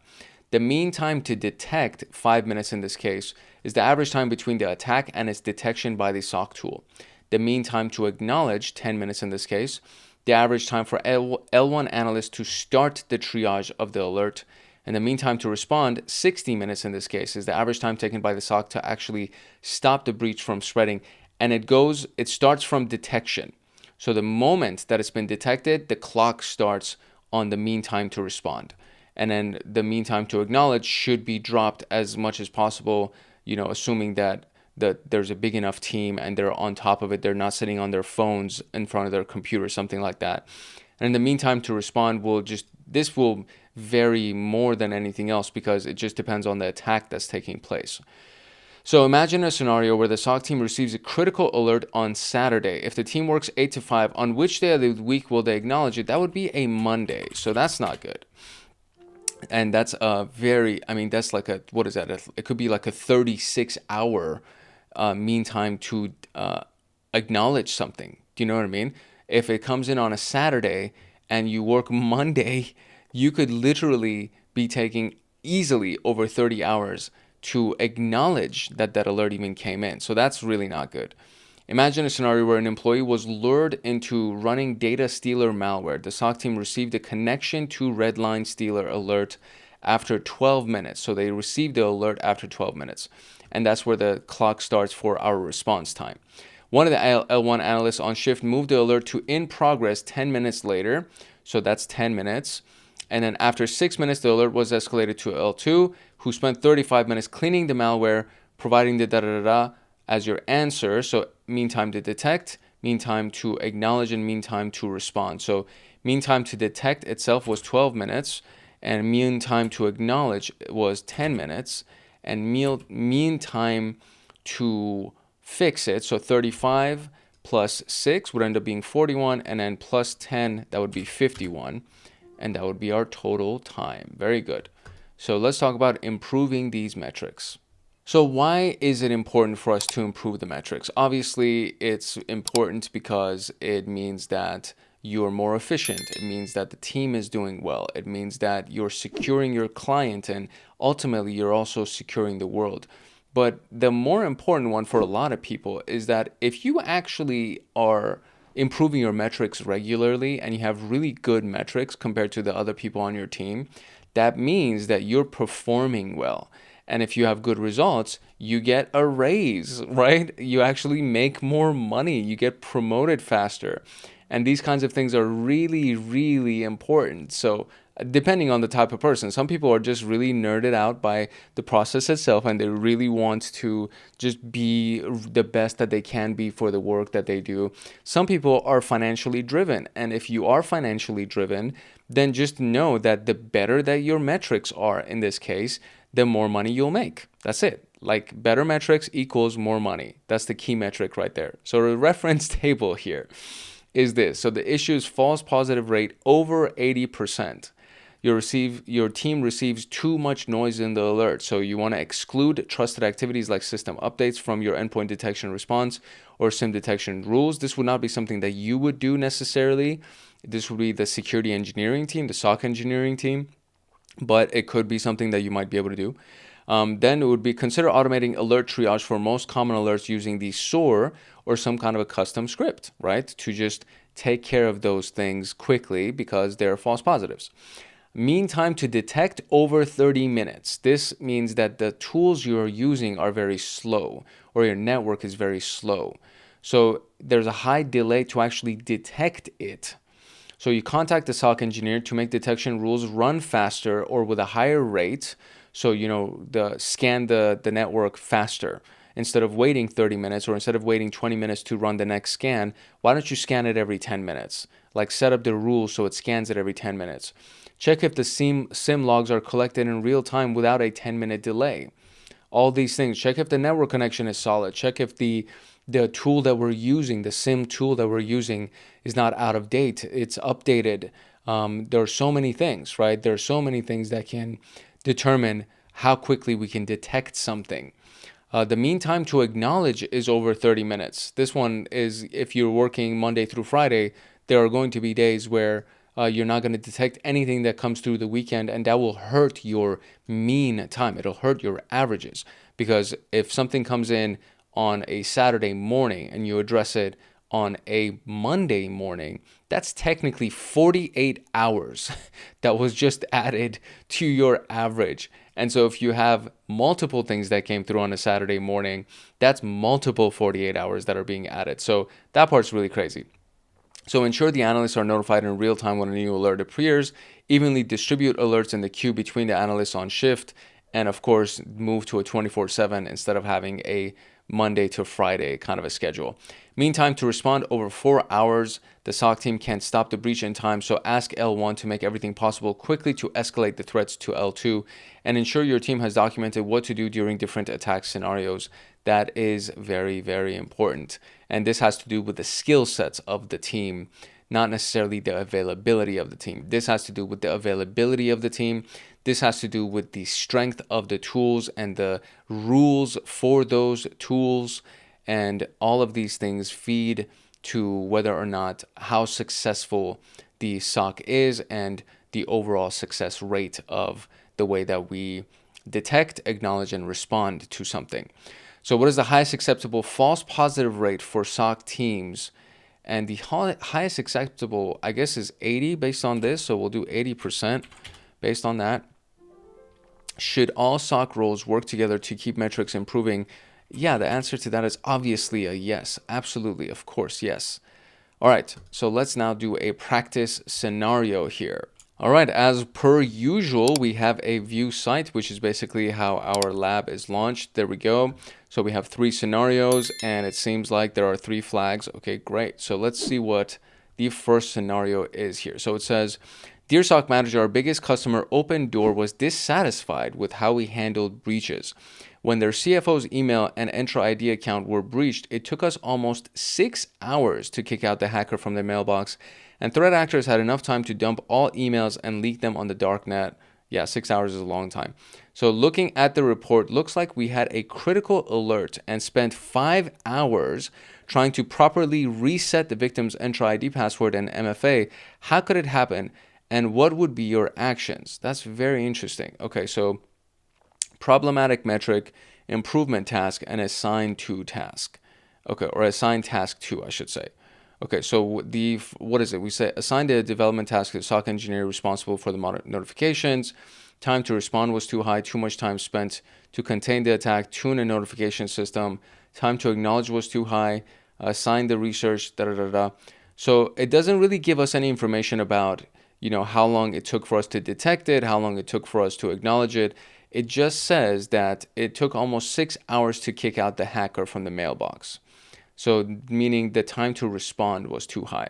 So that's the metric there we go. All right. So if that's the metric, the improvement task would be to what? Time to acknowledge was too high. Analyst started the triage too late. I don't know if that's the case, but that can't be the error anymore. So we're not going to do that. So tune a notification system to immediately call L1 after reach new critical alert. That could be a really good one. Create a workbook explaining credential rotation steps and present it to the team. That could be a really good one as well. So I don't think it's the detection maybe that was an issue. It's that it took them a very long time to reset the victim Entra ID and MFA. So that would be the one that I would say. And then so who do we assign this to? Assign it to the SOC engineer responsible for notifications. Assign the research work to Escalation to that. I'll do that. There we go. All right, that's first one. So let's go ahead and get this over here. That's that. All right, scenario 2. Hey, thanks for the SOC demo for our top management. They loved our ransomware simulation and were shocked at how your team managed to stop the attack in 40 minutes. However, for the first 20 minutes, everyone was just looking at the screen, waiting for some alerts to appear. It would be nice for somehow to reduce this huge delay. So this is a detection issue, right? For 20 minutes, they were just waiting for an alert to appear. So this is critically a detection issue. So problematic here is the fact that the SIEM and the detection rules should be running more often. Time to detect of 20 minutes led to a delayed alert triage. So this would be the problematic metric. So we want to tune the SIEM to run every 5 minutes and assign this task to the detection rules review to the designated SOC engineer probably, and assign it to implement the log review rules and process now. So this would be the SOC engineer. There we go. That one is pretty straightforward. And there it is. Excellent. So let's go to scenario 3 here. Dear SOC manager, on behalf of our L1 analysts, I want to raise an issue that may require your help. On average, during an 8-hour shift, our L1 analysts close 760 alerts. Holy cow. 95% of them are system noise from the IT or automation scripts. It is impossible to perform a vigilant triage with such a big load. Phrasing. And analysts are starting to get exhausted. Moreover, as the company grows, we receive more and more alerts. Can you help us with this? Okay, so this is clearly a false positive issue, okay? So assign, we're not talking about that yet. What's the problem? The mean time to acknowledge is the main issue. The false positive rate is the core of the problem. Absolutely. So improvement would be to what? To change the triage rules to triage only critical alerts and ignore low severity ones. Okay, schedule a call with the team to implement the false positive remediation process. That is definitely it. And assign it to the SOC engineers to exclude the system and IT noise from the Assign to L1 analysts to control, implement proposed changes. It's definitely not this guy's job. So it would be the SOC engineers to do that. And there we go. Nicely done. We have managed to finish, and that's the last flag. Nicely done. This was probably one of the more simple rooms that we've done so far in SOC 1. It was very straightforward. It didn't require too much research and anything, or any research really. It's like if you can understand the very basics of what it means to detect something, why would something have a high detection wait time? Why would something have a high acknowledgement wait time? Why would something have a high response wait time?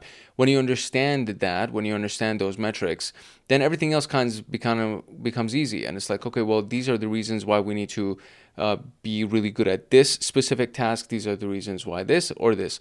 And so if you can figure out the basics of what it actually means, what these metrics right here mean, if you can understand what these metrics actually mean, then you'll improve the metrics. Then you will have no problem improving the metrics, because understanding what they mean will help you understand what goes into the high numbers of those metrics and why they should be low and how to improve them. So it all comes with the main understanding of it, true grasping of what these things actually mean, what these data sets actually mean. And so if you can understand that, then you will definitely improve your numbers and you'll improve your metrics and you will be effective, you will get promoted quickly, you will make more money. And all of those things, I think, would be things that you would be interested in doing. If you are interested in getting more videos like this one and you actually got value out of this video, then I encourage you to like, subscribe, and turn on the notification bell so that you get notified the next time that a video comes out on this channel. And of course, make sure that you check out everything that's already going on. There's a lot of playlists that we're working on right now. So we have the current SOC Level 1 playlist, which is replacing this one right here. So the SOC Level 1 Legacy is the older one that I had completed already. This was also based on tryhackme's path for SOC Level 1. But a lot of these things have been updated because of the new world of technology that we're in. So we're going through SOC Level 1 again with all the good information, the new information, which is the SOC Level 1 2025-2026 playlist. That's the one that we're working on right now. And then there's also the offensive pen testing. There's AI for cybersecurity, and then CompTIA Pen Test Plus. Those are also still being worked on right now as well. They're not as frequent of an upload as the SOC Level 1 because for the most part, we're towards the tail end of the Pentest Plus and offensive pen testing and AI for cybersecurity. I try to do at least one a week for those. But the bulk of everything right now is the SOC level 1, because most of the visitors that we have on this channel are either focused on going into security analysis or they're beginners and they're introductory. So I want to make sure that they have really solid information. And then the people that are studying pen testing are usually more advanced. So I will get those information out to you as well. It's just that I need to cater to the masses. I know it kind of sounds a little bit bad, but I need to make sure everybody's taken care of. I'm doing this for everybody. I'm not doing it just for one group of people. So I'm doing it for everybody, and I try to get as much information and uploads as I possibly can, as frequently as I can. So bear with me as we go through the development of this channel. And then there's these one-off requests that are made by the people in the community that they're like, hey, can you make a video about this? And can you make a video about this? So I want to do those as well. So there's just a lot, right? There's a lot of information. And then I also have my own personal engineering goals that I have, and the API integrations for AI that I want to do, and all of these things. So there's so many things that I have to do. And I just try as best as I can to make sure that you guys are taken care of. So hopefully you can be patient with me as we build out the rest of these playlists. That being said, make sure that you drop a comment if you have any questions or if you have any requests. And of course, make sure that you check out the Hackaholics Anonymous membership community. There's a lot of stuff that most of the content inside of this channel is free and it's available to everybody. Like the grand majority of the content is free, available to everybody. But Hackaholics Anonymous, they get a monthly Python automation script, and they have been getting it since the inception of this channel. And so for that, I create these one-off videos that explains each one of those scripts in detail and what what each line of code does, so that they can understand it better and they can explain it should they need to use it for a job application or something. So these scripts that I give them, they actually can use in job applications, and I recommend that they do. And these things are mainly intended for Hackaholics Anonymous. With the exception of these videos, everything else is available for free to everybody. And what's interesting is that they also get early access to all of the free videos that everybody else gets. So this video, for example, that you're watching, they got early access to, and then it became public after about, 3 to 5 days, something like that. So just in case you were wondering, you can always check that out as well. So make sure you like, subscribe, and turn on the notification bell, of course, and then make sure that you check out Hackaholics Anonymous. If you want access to my notes and exclusive downloads and to get lifetime access to me on Discord, consider joining Hackaholics Anonymous. We have 4 tiers. We have the supporter, the agent, the guardian, and the master. Each tier gets their own Discord server and early access to content. The agent, guardian, and master levels get exclusive content, exclusive downloads, monthly Python automations, live streams with me every single month, plus so much more. And to join, you can simply click the link in the description below, and you will be able to choose the tier for which you want to join. I really hope I see you in the Discord chats. If not, I hope I see you in the comment section. It's your boy Hank Hackerson at Hank Hacks Hackers, your favorite network and system attacker / protector. If no one else loves you, Hank loves you. Love, peace, and chicken grease, and I will see you in the next video later. In this video, we're going to do a SOC simulation. This is going to be a day in the life of a security analyst, and we are going to look into various phishing alerts that come in as a part of the introduction to phishing room that's inside of tryhackme. Now, we're going to be using 3 different SIEM tools, security information and event management tools. There is Splunk, there is Elastic, and then there is Sentinel. I have used Splunk and Elastic in the past. I actually have a lot of different videos on them on this channel. I do not have anything with Sentinel, so that's going to be exciting for us to go through together.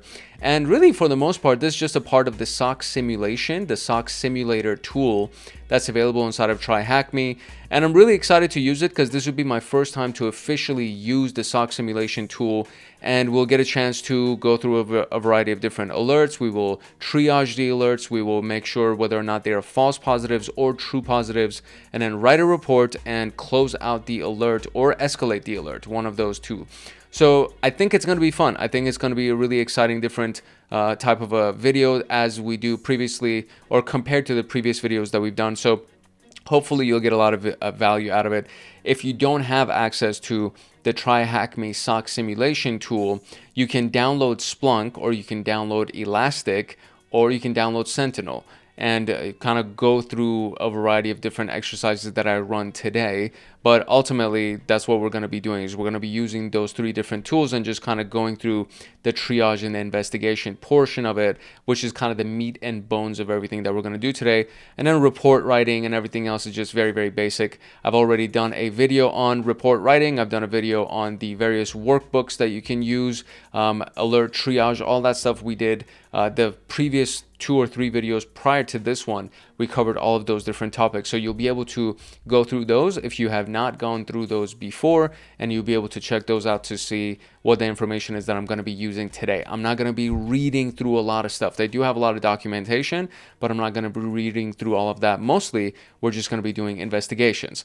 So that being said, let's first look at the first room, or I should say the first tool that we're going to end up using. We'll look at the interface, and we'll do like a quick little review, and then we'll actually dive into the investigation and the triage. So this is the new SOC level 1 pathway that's inside of tryhackme. There's a legacy version of this that actually has the word legacy in parentheses. So if you want to get access to what we're doing here today, you need to make sure that you're using the one that does not have the word legacy in the title. And then when you go to the second module, which is the SOC Team Internals module, this is all the videos that I was just referencing. So I've done all of these already. So we're going to be doing this introduction to phishing portion that's right here. And so the introduction to phishing, when you click on it, it just opens up this screen right here. It has the SOC simulator, and it's already clicked on the room in the background right at the bottom right there, which is that intro to phishing. And when we click on start, it allows us to pick from one of 3 different tools based on what we're most familiar with. Now, I've done, again, Splunk and Elastic. I've not done Sentinel. So I will go through all of them, and I mean, you will see how similar they are to each other. It's really not that different. They all serve the same purpose. They may have a few different things here and there, or the languages that we use to interact with them may be different, but they overall serve the same purpose. So that being said, we're going to launch Splunk. Now, when I do this, it's going to actually first launch it in the background. You see down here, there's this little bar that's filling out. Once that's done, the room itself will actually initialize. So, we have the few steps: find all the true positives, read the documentation which is available, which is what I'm not going to do because all of this is covered in these videos right here. So I'm not going to go through the documentation because we did dedicated videos to them. But if you're using this room, if you're using the SOC simulator, it'll be available for you. Then you have the investigation of the alert. So there will be an alert queue that will be launched for us. And then we can take ownership of the alert, which we talked about, deep dive into the SIEM and the virtual machine, which is a little bit unique to this particular simulation. But I think we should be able to actually launch Splunk directly, not just the SOC environment. And then we have writing our findings as a report and then analyzing the performance at the very end of it. So I'm going to give it some time for it to actually go through and actually launch our SOC simulator. And from there, we'll go through the initial group of alerts, launch our SIEM, go through the investigation, etc., and hopefully get some points. If you want access to my notes and exclusive downloads and to get lifetime access to me on Discord, consider joining Hackaholics Anonymous. We have 4 tiers. We have the supporter, the agent, the guardian, and the master. Each tier gets their own Discord server and early access to content. The agent, guardian, and master levels get exclusive content, exclusive downloads, monthly Python automations, live streams with me every single month, plus so much more. And to join, you can simply click the link in the description below and you will be able to choose the tier for which you want to join. I really hope I see you in the Discord chats. If not, I hope I see you in the comment section. Okay, so here is our SOC simulator. Now you can see that we have our dashboard here. Even though it says there are 0 alerts, it's going to start populating the alerts pretty quickly. The alert queue right here is where they'll actually start coming in a few minutes. You can see alerts incoming right there at the top.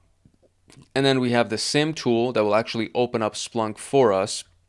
And then we have the analyst virtual machine, which will open up a virtual machine inside of this window right here. So I'm not going to do that yet. There is one thing that I will point out to you, which is the playbooks link. Now the playbooks link is actually really interesting and kind of helpful. So if I click on this, it'll open up the playbook right here. And I can analyze it in this window. Now there was a link that actually opened it up inside of a different window for us. So I'm going to go through that and try to find that link for us, because that was actually really handy. And maybe it's in the alert queue. That I think it was in the alert queue. It was actually something that was on the alert itself. So that part of it, I'll wait for the alert itself to come in, and then we'll kind of run and gun with that. There is one portion of documentation that I think is important. So these first three tabs right here are just read through that, basically everything that we talked about in these videos. So I'm not going to read through those. There's the company information portion, right? So it has the company profile at the top right here. And again, I'm not going to read that either because it's completely irrelevant to us. There are these sets of log files that are going to be fed into our tool. So our logs are going to be the web server log, the email log, and the firewall logs that we're going to end up using. And then there is this set of information that's kind of important as well. So these are the employees of the company, and they have their email addresses, the departments that they belong to, their host IDs, right? Their computer host IDs basically, and then their IP addresses. And if you notice, it all starts with 1022, and then you have the last octet that's actually filled in. So if I go up here and if I click on asset inventory, that's basically all we have is our office network, and we have the first octet filled in, or excuse me, the first three octets filled in, and that also is represented by this 24 right here. And then the last octet is what is assigned to everybody's user, their hosts and their IDs inside of the actual network. So this is what Splunk looks like, and this is what we're looking at over here. We do have these related fields right here. This is what the value of a tool like a SIEM tool is for us, is those three different logs that you saw, those log sources have fed in data into this. Now it's loading all these things right here, 37 out of 38. I think there's going to be even more that's going to come in. And then this is just for a 6-hour window. So if we expanded that to a bigger timeline, there will most likely be even more coming in. And so these events are actually launching, and we have now one alert. Perfect. So we can actually look at this. This will be our very first alert. And then there are other 4 alerts that are pending to come in. And so you can see that the events are still being populated, right? There's still more events coming in, because that's basically what a SIEM tool does. As traffic comes in and goes out of the network, the SIEM tool will log it, and anything that has been configured to be an event of note, it will take note. It will actually log that inside of our events that have taken place, and then from there we'll be able to look at, potentially what alerts may be relevant and what the activity was considering this alert that might be relevant to us. So if I break this down right here, it'll give me the details of why this thing was actually an alert. Okay, there we go. We got another alert that just came in as well. And we are supposed to get a total of 5. So I think when the 5th one comes in, I think this is going to stop loading events potentially, but we'll see what's going on. So let's look at this first alert inside of Splunk. So the first thing that we do is we take ownership of the alert. That's basically what it means to assign it to ourselves. And at the top, at the right here, you see there's this button. So if I click that, it will assign that alert to me, and that shows up right here at the very top. So now this is my alert, right? It's been assigned to me. It's been categorized as phishing. It is a medium level security alert. And so we have the data here, and this is the playbook link that I was referring to. So if I click that, it should open it up in a new window, and that would be the playbook right here. So assign alert, right? That's the first step. The next one would be to triage the alert. And so look at the SIEM report, look at the sender, subject, recipient, etc., etc. So it gives us a breakdown of how we should triage our alert, and then from there, how we should analyze the email artifacts, all those things, right? So very, very easy to follow, which is very handy to actually have access to these types of tools. So if I kind of zoom in on this, let me see if I can zoom in here. If we zoom in on this a little bit, we can see that, Inbound email contains one or more external links due to potentially suspicious characteristics. As a part of the investigation, check the firewall or proxy logs to determine whether any endpoints have attempted to access the URLs in the email and whether those connections were allowed or blocked. It's coming from the email log. That's the time that it came in. This is the subject. This is where it came from. This is the person that received it. And then this is the actual email itself. Now it says, hi Garcia, hi Miss Garcia. These \n's represent new line. So when you see two of these, that means basically new line, new line. So this will be like a new paragraph basically, and then a couple of new lines. And then so we got another one. As a part of your onboarding, please complete your final profile and then kindly click the link. And so this link right here, it starts from right there and it goes to there. That's the HTML code for a hyperlink. Now, a hyperlink, what you will see in the email is this. It says, set up my profile, and they call that the anchor text. So you click on that, and then it'll take you to this link right here, okay? So we need to determine if this link is a malicious link, and we need to also determine if this is a malicious email address. One of the ways that we can do it is to look at hrconnects.thm. And if hrconnects.thm is a malicious domain, then pretty much that kind of like gives us everything that we need to determine whether or not this is a true positive or a false positive. Let's see if there are other alerts that have come in. 0 alerts incoming. So there we go. Now we have the rest of the alerts filled in right here. And we have 81 events. I wonder if there are more events coming in. But I mean, we have all of our 5 alerts. So I feel like 82 events. Okay, we'll just let that load as well. So the first thing that I'm kind of interested in, since we've already taken our first alert, and this was one of the earliest alerts, or it was the first alert that came in. So we've taken our first alert, and a few of the things that are of note to us are J Garcia, so j.garcia at the trydaily.thm, which is the domain that they belong to, right? So if we actually go over here and look at company information and the usernames, that's Julia Garcia and J Garcia, the trydaily.thm, okay? So if we go and try to pull up the IP address of J Garcia or their host, right? So if we try to find their host name, the logged in host right here, and it was win3452, that could be one of them. And we could also try to find the source IP address, which is their IP address, right? 10.20.2.8. There we go. So 10.20.2.8, win3452. Those are the host and IP addresses that have been assigned to Julia Garcia. There's also the j.garcia. So there are our data sets right here, or data categories, I should say. There's also one more field. So let's see what that extra field might be, if we even see that. And so we have all these guys. Is there a user field? There is no user field. There's a recipient, there's a sender, Splunk server, subject, timestamp, etc. Okay, so these are the fields that we have here. And URL 34, timestamp 78, subject, Splunk server, etc., etc. So if I click on subject, it'll be, there we go. So we have right here. So we have action required. This is kind of going crazy here. It says action required. Okay. Finalize your onboarding profile. So there will be 2 emails that actually have that exact subject that we saw in our alert at the top. So that could be an easy way for us to check out the information with that. And if I click on that, it'll take all of those 87 logs that we just had, those log items. And from there, you can see right here, now it has the query field up here, which is subject equals action required, etc. So I can technically fill this in and put anything and it'll search for that. And this is the parameter that we're giving some kind of a value to. And it's also known as a key. So that could be the key, and then that would be the value.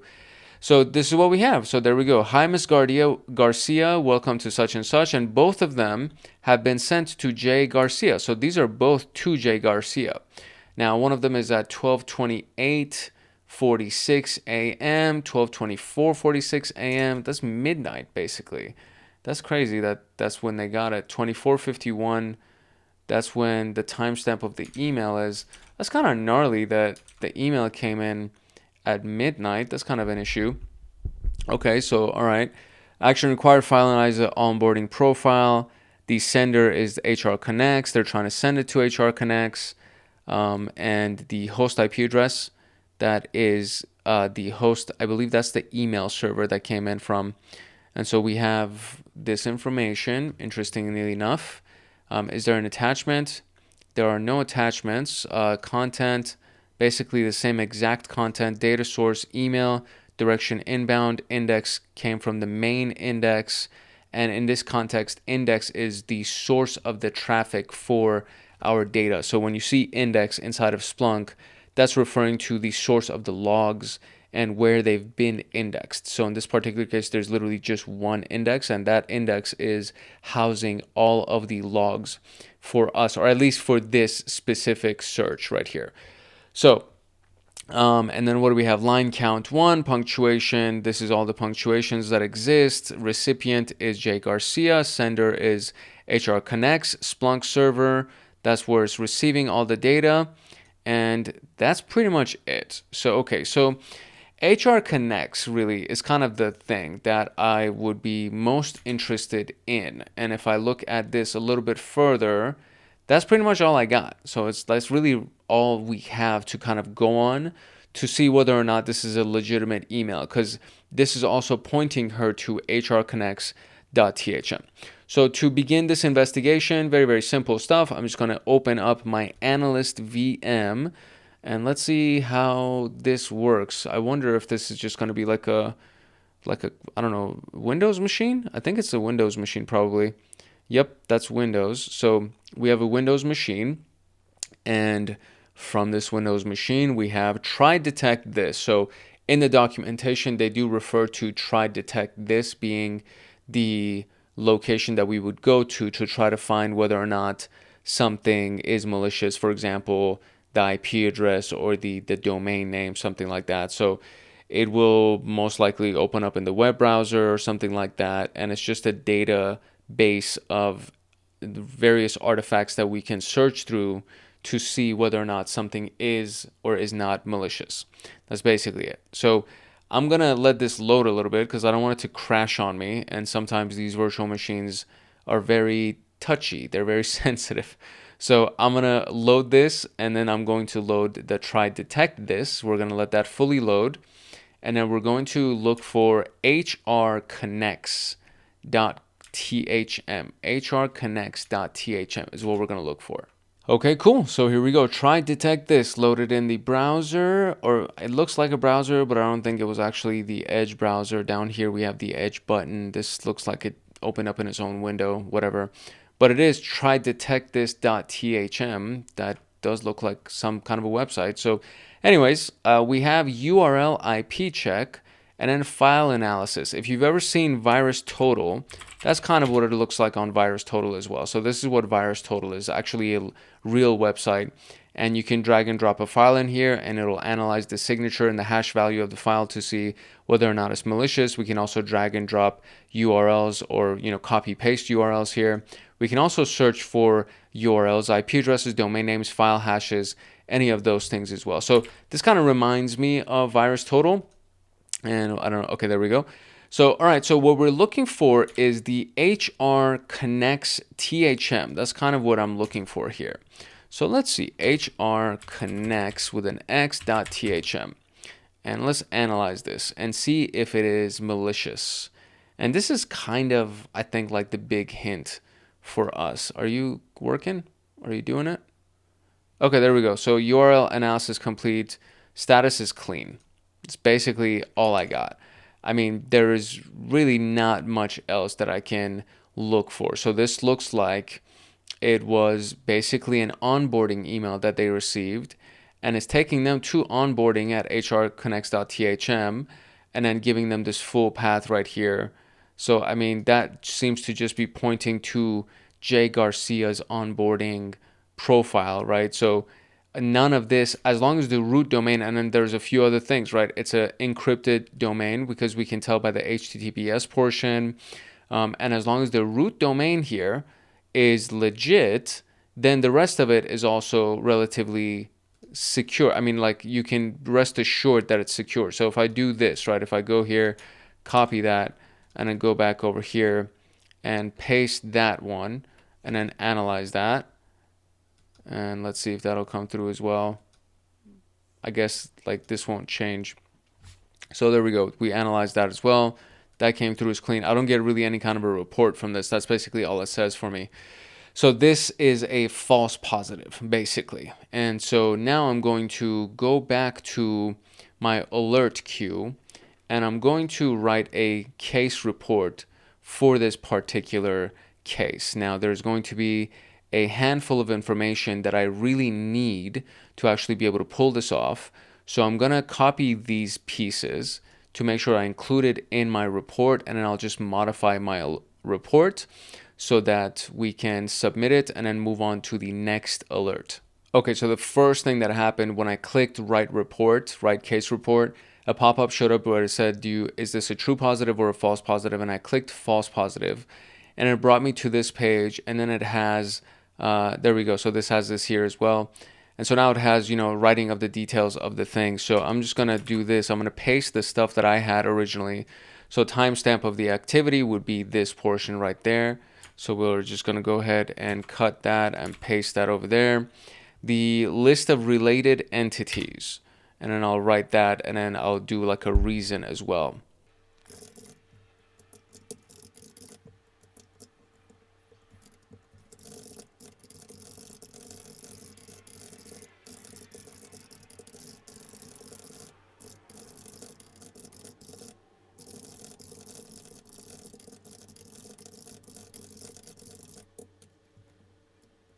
Okay, there we go. That's my alert.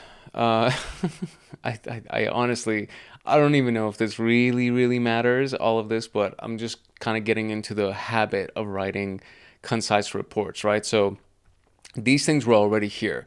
The time of the activity was there, related entities was there, and reason was here. These headers were already here.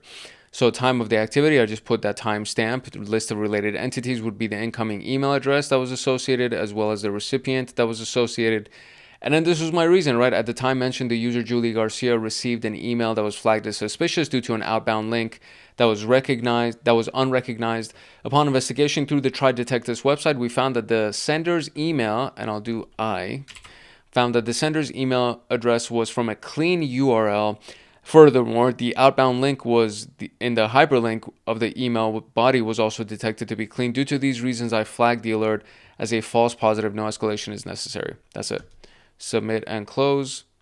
And there we go. Nice work. You closed your first alert. Congrats on this. What a great start. Keep triaging. Okay, so cool. That's that. I have no idea how many points that just earned me and whether or not that was legitimate, but moving on. I mean, I did get a pop-up down here that said question 1 answered, or like a streak of 1 question, something like that. That usually implies that we had the correct answer. So let's move on to taking on our second alert right here, which is the second from the bottom right here. So we're going to click on that, and we're going to take ownership of that event. So let's review this one. Okay, this one is also a phishing email. Essentially, it was triaged by an inbound email that contains one or more external links. This is the timestamp. Your Amazon package couldn't be delivered. Action required. Okay. Urgence is misspelled. So that's one. Urgence at Amazon.biz. This is a big red flag. It's misspelled. Is that how you spell urgent? I want to say, is that? Oh, never mind. It is. It's not misspelled. Is it misspelled? No, it's not misspelled. It's not misspelled. That, I feel so silly. It looked so wrong. Something about this looked so wrong. Urgence just looks very wrong. But Amazon.biz, maybe not. I feel so stupid right now by just saying urgent was misspelled. This is the recipient. And so we were unable to deliver your package due to an incomplete address. Please confirm your shipping information by clicking the link below. It's not a secure link. So that's a red flag right there. Okay, so it needs to be HTTPS. That's one big red flag. Then it's a shortened link that reads bit.ly. And then this is the bit.ly link. And if we don't hear from you within 48 hours, your package will be returned to sender. Thank you, Amazon Delivery. Okay, that's kind of shady. To try to find out, because Bitly itself is supposed to be a secure link. So if I go to Bitly, right, and if we click on this right here, this is actually a secure link, right? So if we click on that button, which says connection is secure, and that means that it's HTTPS instead of HTTP, and then we might even be able to try to find whether or not something is legit or not, like what it actually points to. So let's see how we can find that. Okay, so here's some interesting information. So it says if you add a plus symbol, putting plus at the end of Bitly, for example, change it to Bitly plus, this will take you to a preview page, or you can use something like the link checker tool that allows you to safely review something. So this is it right here as well. So if I go over here, let's see if this is actually something that we can actually check, because I mean the HTTP part is like very much a red flag for me. It's not HTTPS. If I do check right here, something is wrong, so that it's not an official link, I don't think. So all right, so this is going to be our first step, right? This is like the big thing right here that I'm most concerned with is this link. It just screams red flag to me, even though urgence was spelled correctly. So we can look at this subject, right, for the email address. So your Amazon package couldn't be delivered. So if I go over here, so we can do this as our subject line. We can just copy that whole piece, go inside of Splunk and paste this piece right here. So we do that, paste, and then press enter. And let's see if there are any other log items that show up. It says one event that has been matched. So let me see if it'll load that event for us. We are unable to, So this is it, H. Harris, there we go. Urgent, Amazon, raw text, package can be delivered, etc., etc. And so the link that's inside of here, it's also right there. So we have that link as well. So all of this can just be an issue for us. So it's easier for me to just go here and copy the link as such. So we're going to go ahead and copy this. And let's see if inside of our tryhackme website on our analyst virtual machine, if this comes back as a good link or a bad link or a clean and malicious link, something like that. So we're about to find out. Hopefully this doesn't take forever to load. Okay, here we go. So we're going to now paste that one, press enter here, and it is a malicious IP. Just like that. So very simple. So we're going to go back to alert queue, and right here we're going to click write case report. This is a true positive. We're going to write a case report here, and attack indicators is that remediation actions, and we can go ahead and just address each one of these individually.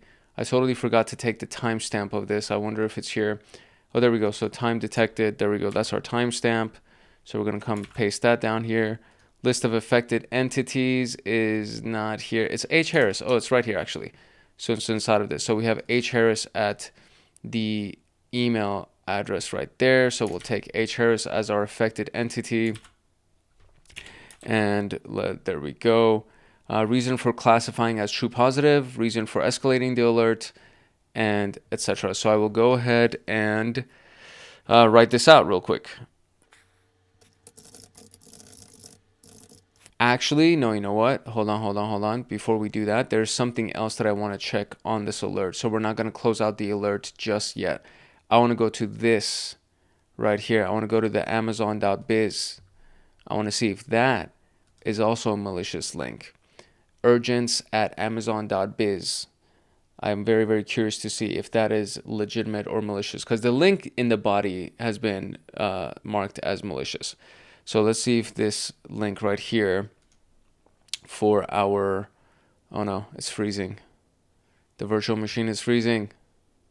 Please don't die on me, buddy. There we go, excellent. Let's look at that. Amazon.biz is clean. Oh, very interesting. Urgence at amazon.biz. Can I look at that? That's so crazy. So amazon.biz is clean. Now, if we go over here and let's see if we can find anything as not raw text, I'm sorry. So I need to look at the details of this because it should give me some other information for these various elements. There was something that we could look at. I think it was like view documentation under actions, maybe. Hold on. There's something that we can find to be able to see more information about the email. I'm going to try to see if I can track this down.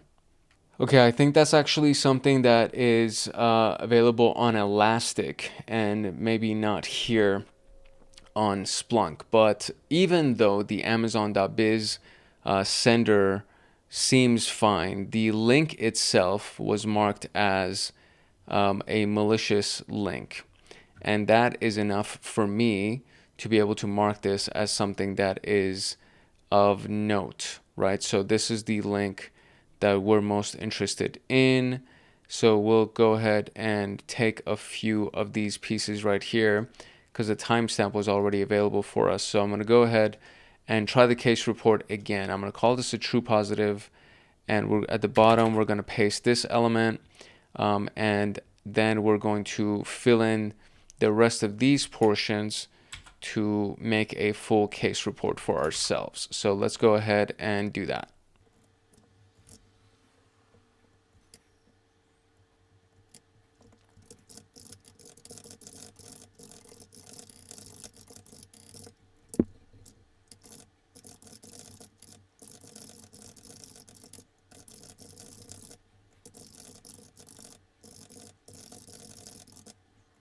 Okay, nothing crazy. So time of activity, list of the affected entities, which would be this guy right here.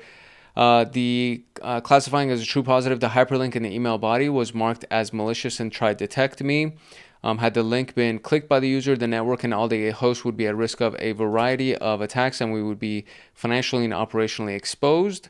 We would configure the email firewalls to detect the malicious link and block it from entering the inbox of any of our users. That would be the recommended remediation, so that this doesn't happen again.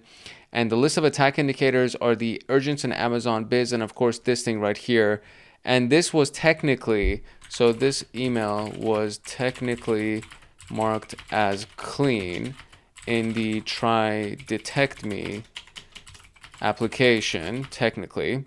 However, just in case, this URL was marked as malicious in the try detect me app. All right, there we go. That's all I got. Okay, so let's see if this is going to be right. So we're going to escalate this, see if this is good. Okay, so I mean, it didn't it didn't give me any error messages, so I'm guessing it's okay. But all right, let's move on to the next one. All right, I took ownership of this alert as well. This one has actually been marked as a high critical, high severity alert. This came from the firewall log. This was not marked as phishing. It was marked as a firewall incident.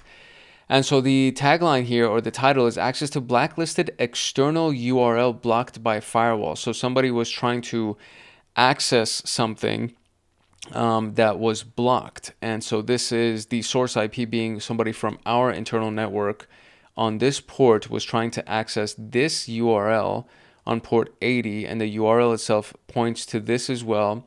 So this, oh, this is H. Harris. This is definitely H. Harris.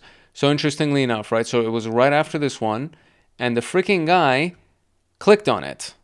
This schmuck right here, because this is definitely from the previous alert. If I go into my case reports and the one that I marked as phishing, if I can view the report, this right here, bit.ly 3sh, bit.ly 3sh. Let's just remember that. So let's go back to the alert queue, and is this bit.ly 3? It is bit.ly 3sh.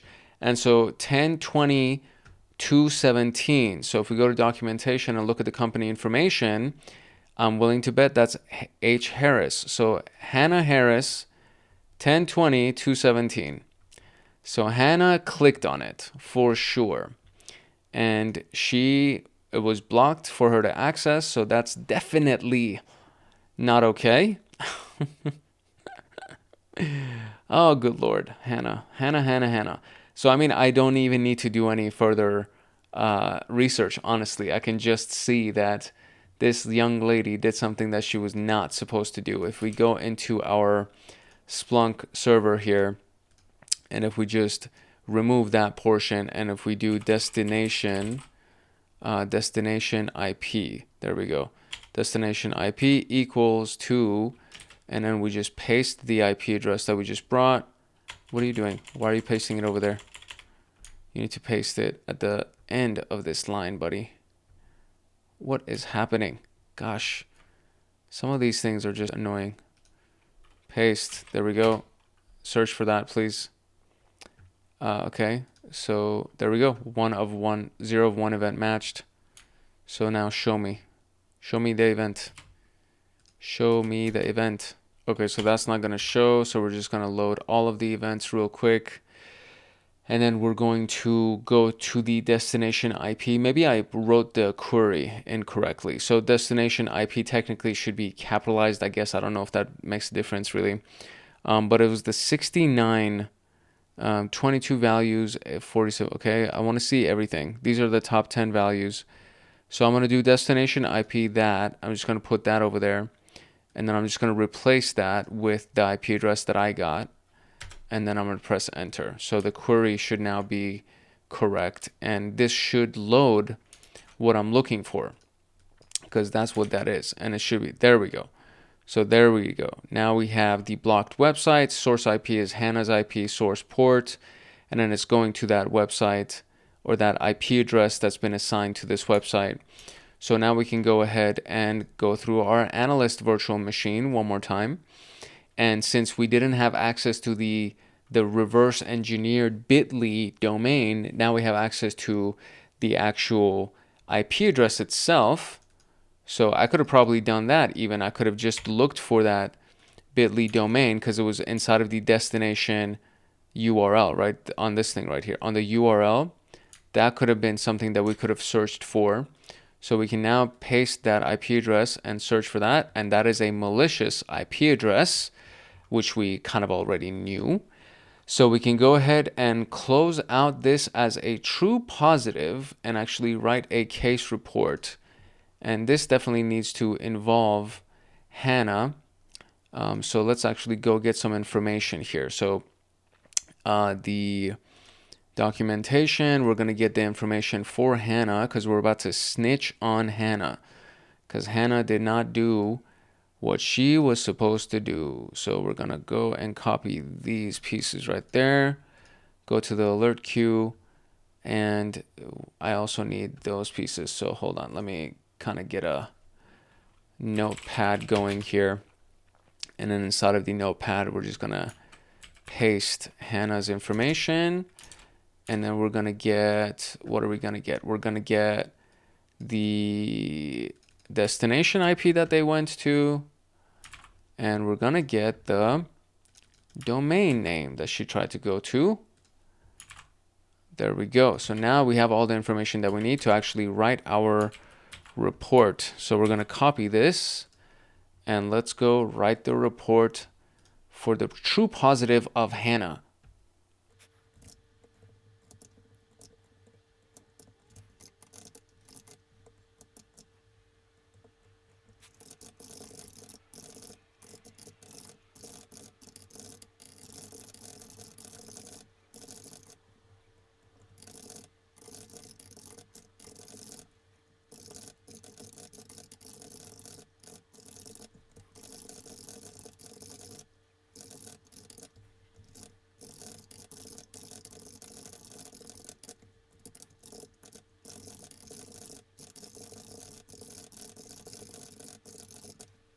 Okay, boom.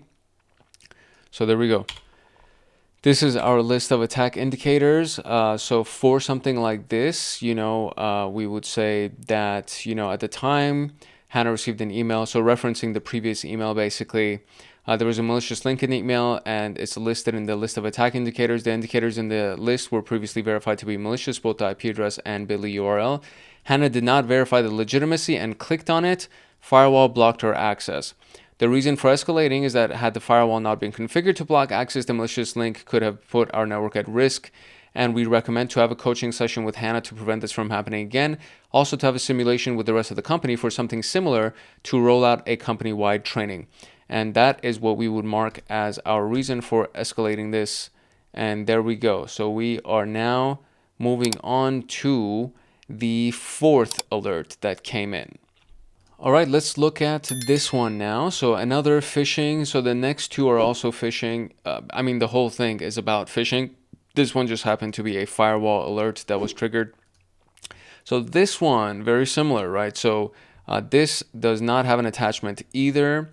Unusual signing and activity on your Microsoft account is the subject line.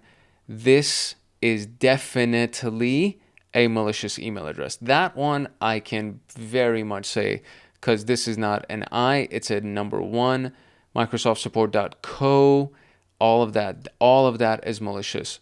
Was sent to C. Allen, and we detected an unusual sign-in attempt on your Microsoft account. Location Lagos, Nigeria, IP address this, IP address this. Is that so? That's the sign-in IP address, I guess. Oh, IP address of the person signing in. I got it. Okay. And so date this. If this was not you, please secure your account immediately to avoid unauthorized access. And so this is the hyperlink that says review activity. That's what it says. And it's pointing to microsoftsupport.co with a 1 inside of the I.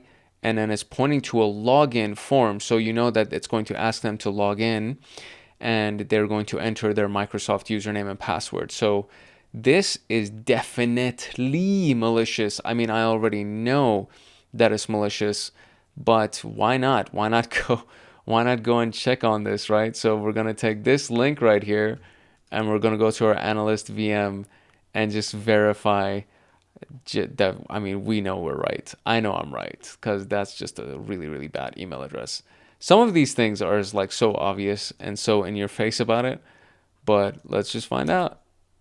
Look at that. Look at that. It's malicious. That's definitely a malicious email address. So, okay, so cool. So now we can go back to our alert queue. This one's kind of an easy one to handle here. So we're going to go ahead and take our various entities right here. So I'm going to take this thing, and I'm going to put it inside of my notepad right here. Oops. Why is that happening? So let's go here, copy that, go over here, and oh, I see it. There we go. It hyperlinked everything that I was doing. Okay.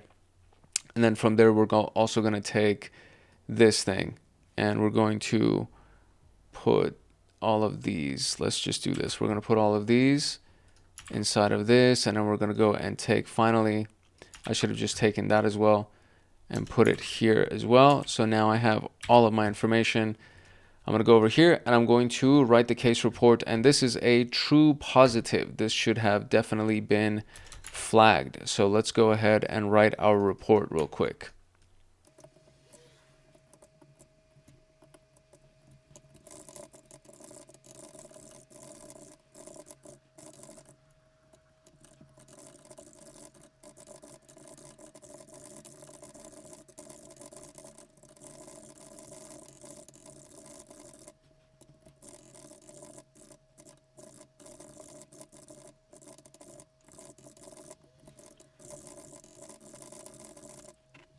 All right, there we go. We got it.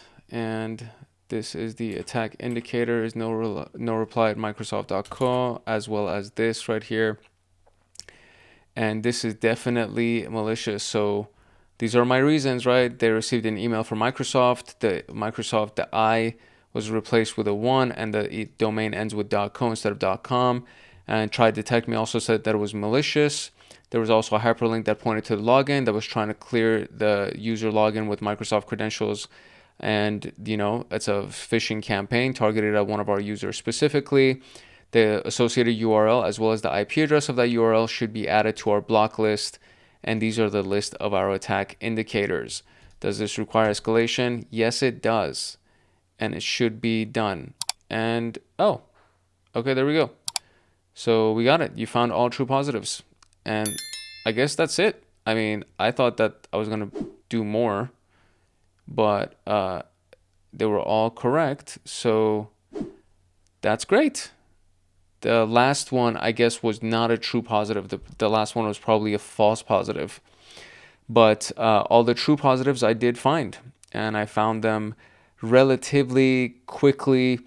Had I not had to explain it, my time to resolve would be much quicker, just to be clear here. But I was explaining them when I was recording a video, so I just want to say that it would not have taken me that long to go ahead and resolve them. And that's it. So true positive identification rate 100%, false positive 100%. And all in all, it actually gave us some really good analysis and some good experience. So I mean, I hope you enjoyed this. And being that the situation is going to be exactly the same no matter what tool we use, because it's actually going to be the same for Elastic as well as the Sentinel tool, because the simulation leads to the same environment. It actually takes us to the same environment. And so for that reason, I am not going to record another series of videos or like prolong this, because essentially the big investigation was really more with the tryhackme tool than it was with Splunk. And Splunk itself, I mean, literally Elastic is very similar to what we saw on Splunk, where it'll pull all of the data sets and categorize them for you, so you can navigate by IP addresses, or you can search through Elastic or Sentinel or Splunk to try to find more information about a given event. But for the most part, it's going to be very, very similar to each other, and you'll be able to pull the exact same type of data from each one of them. So that part of it is not going to be different. I just like Splunk because it's an enterprise software, and most companies will end up using Splunk. So you will most likely in the workforce, should you choose to do this as a security analyst, you will most likely be dealing with Splunk as the tool and not Elastic. Sentinel might also be there as well, but Splunk is like an industry standard when it comes down to enterprise security information event management software. But that is pretty much it, and I believe we completed it. So if I go over here and I refresh, I hope I got a check mark to actually complete that, because it seems like we did complete it. Yes, we did. So Introduction to Phishing officially has been completed. That was really cool. I really liked it. I think it was a very cool exercise, and we got a chance to actually do this. There's a 50% off certifications. I have no idea if you're going to watch this in time. I think by the time that this even goes live, it'll probably be done. But they've been running a lot of Cyber Weekend deals and Black Friday deals, and Christmas is right around the corner, so they're going to be running a lot of Christmas holiday deals as well. So this is the perfect time to get yourself a subscription to tryhackme, so that you can go ahead and practice and get all of those things done for yourself and get practice with their SOC simulation and all of those good things. But apart from that, that's pretty much all we got with our review here. There's a view analysis button right here that looks at, so it says missing details. So 25 out of 100 points on missing details here. So it says time of activity, list of affected, What am I missing? Your report provides clear identification, You correctly noted, You did not mention whether the user clicked the link or if the firewall blocked any outbound connections, which are important factors in assessing the situation's impact. Additionally, you escalated the alert without discussing the actual impact or lack thereof, such as credential theft or system compromise. It's important to ensure that the escalation decisions are based on a thorough impact assessment. That's bull. So it says, does this alert require escalation? And I guess it doesn't require escalation. That's kind of ridiculous. I feel like it should require escalation, but that's just me. Ooh, this is kind of like a bruise to the ego. Okay, so correct process. Okay, very good. So 85 out of 100 points for this. This was good. And it says it doesn't require escalation, or does it require escalation? Like, should I mark it requires escalation? This also 35 out of 100. So my reports were really weak. Oh, the other two did not require escalation, because this one actually does require escalation. So you get 10 out of 10 points down here, and 35 out of 100 point, 10 out of 10 points. So I did not get high points for this. I definitely missed it. How many did I get? 195 points. Ooh, that hurts. Yeah, so definitely I did not get the highest number of points that I could have gotten. And it's mostly due to my report writing. My report writing apparently was horrendous. So there you go. Lesson learned. Learn from my mistakes. You should write really detailed reports. Or they were looking for certain keywords in the reports, I think, because I did mention them. Sorry, I kind of had a yawn. It's becoming late, and I'm recording, so I apologize for that. But okay, anyways, that's pretty much it. That's all I got for you. And hopefully you were able to learn from this experience, and you got a chance to go through the simulation with me and get the same results as well. If you found value in this video and if you would like to get more videos like this one, then I encourage you to like, subscribe, and turn on the notification bell so that you get notified the next time that a video comes out on this channel. And make sure that you drop a comment if you have any questions, or if you just want to say hi, if you want to say thanks, whatever you want to say, drop a comment. I would love to hear from you. We are nearing 30,000 subscribers, which is really insane to think about. I did not think we would get here in the amount of time that we have gotten here. So I'm very, very humbled and excited to be involved with the growth of this community and to be involved with the growth of everybody that is here. It's really, really cool to be able to see.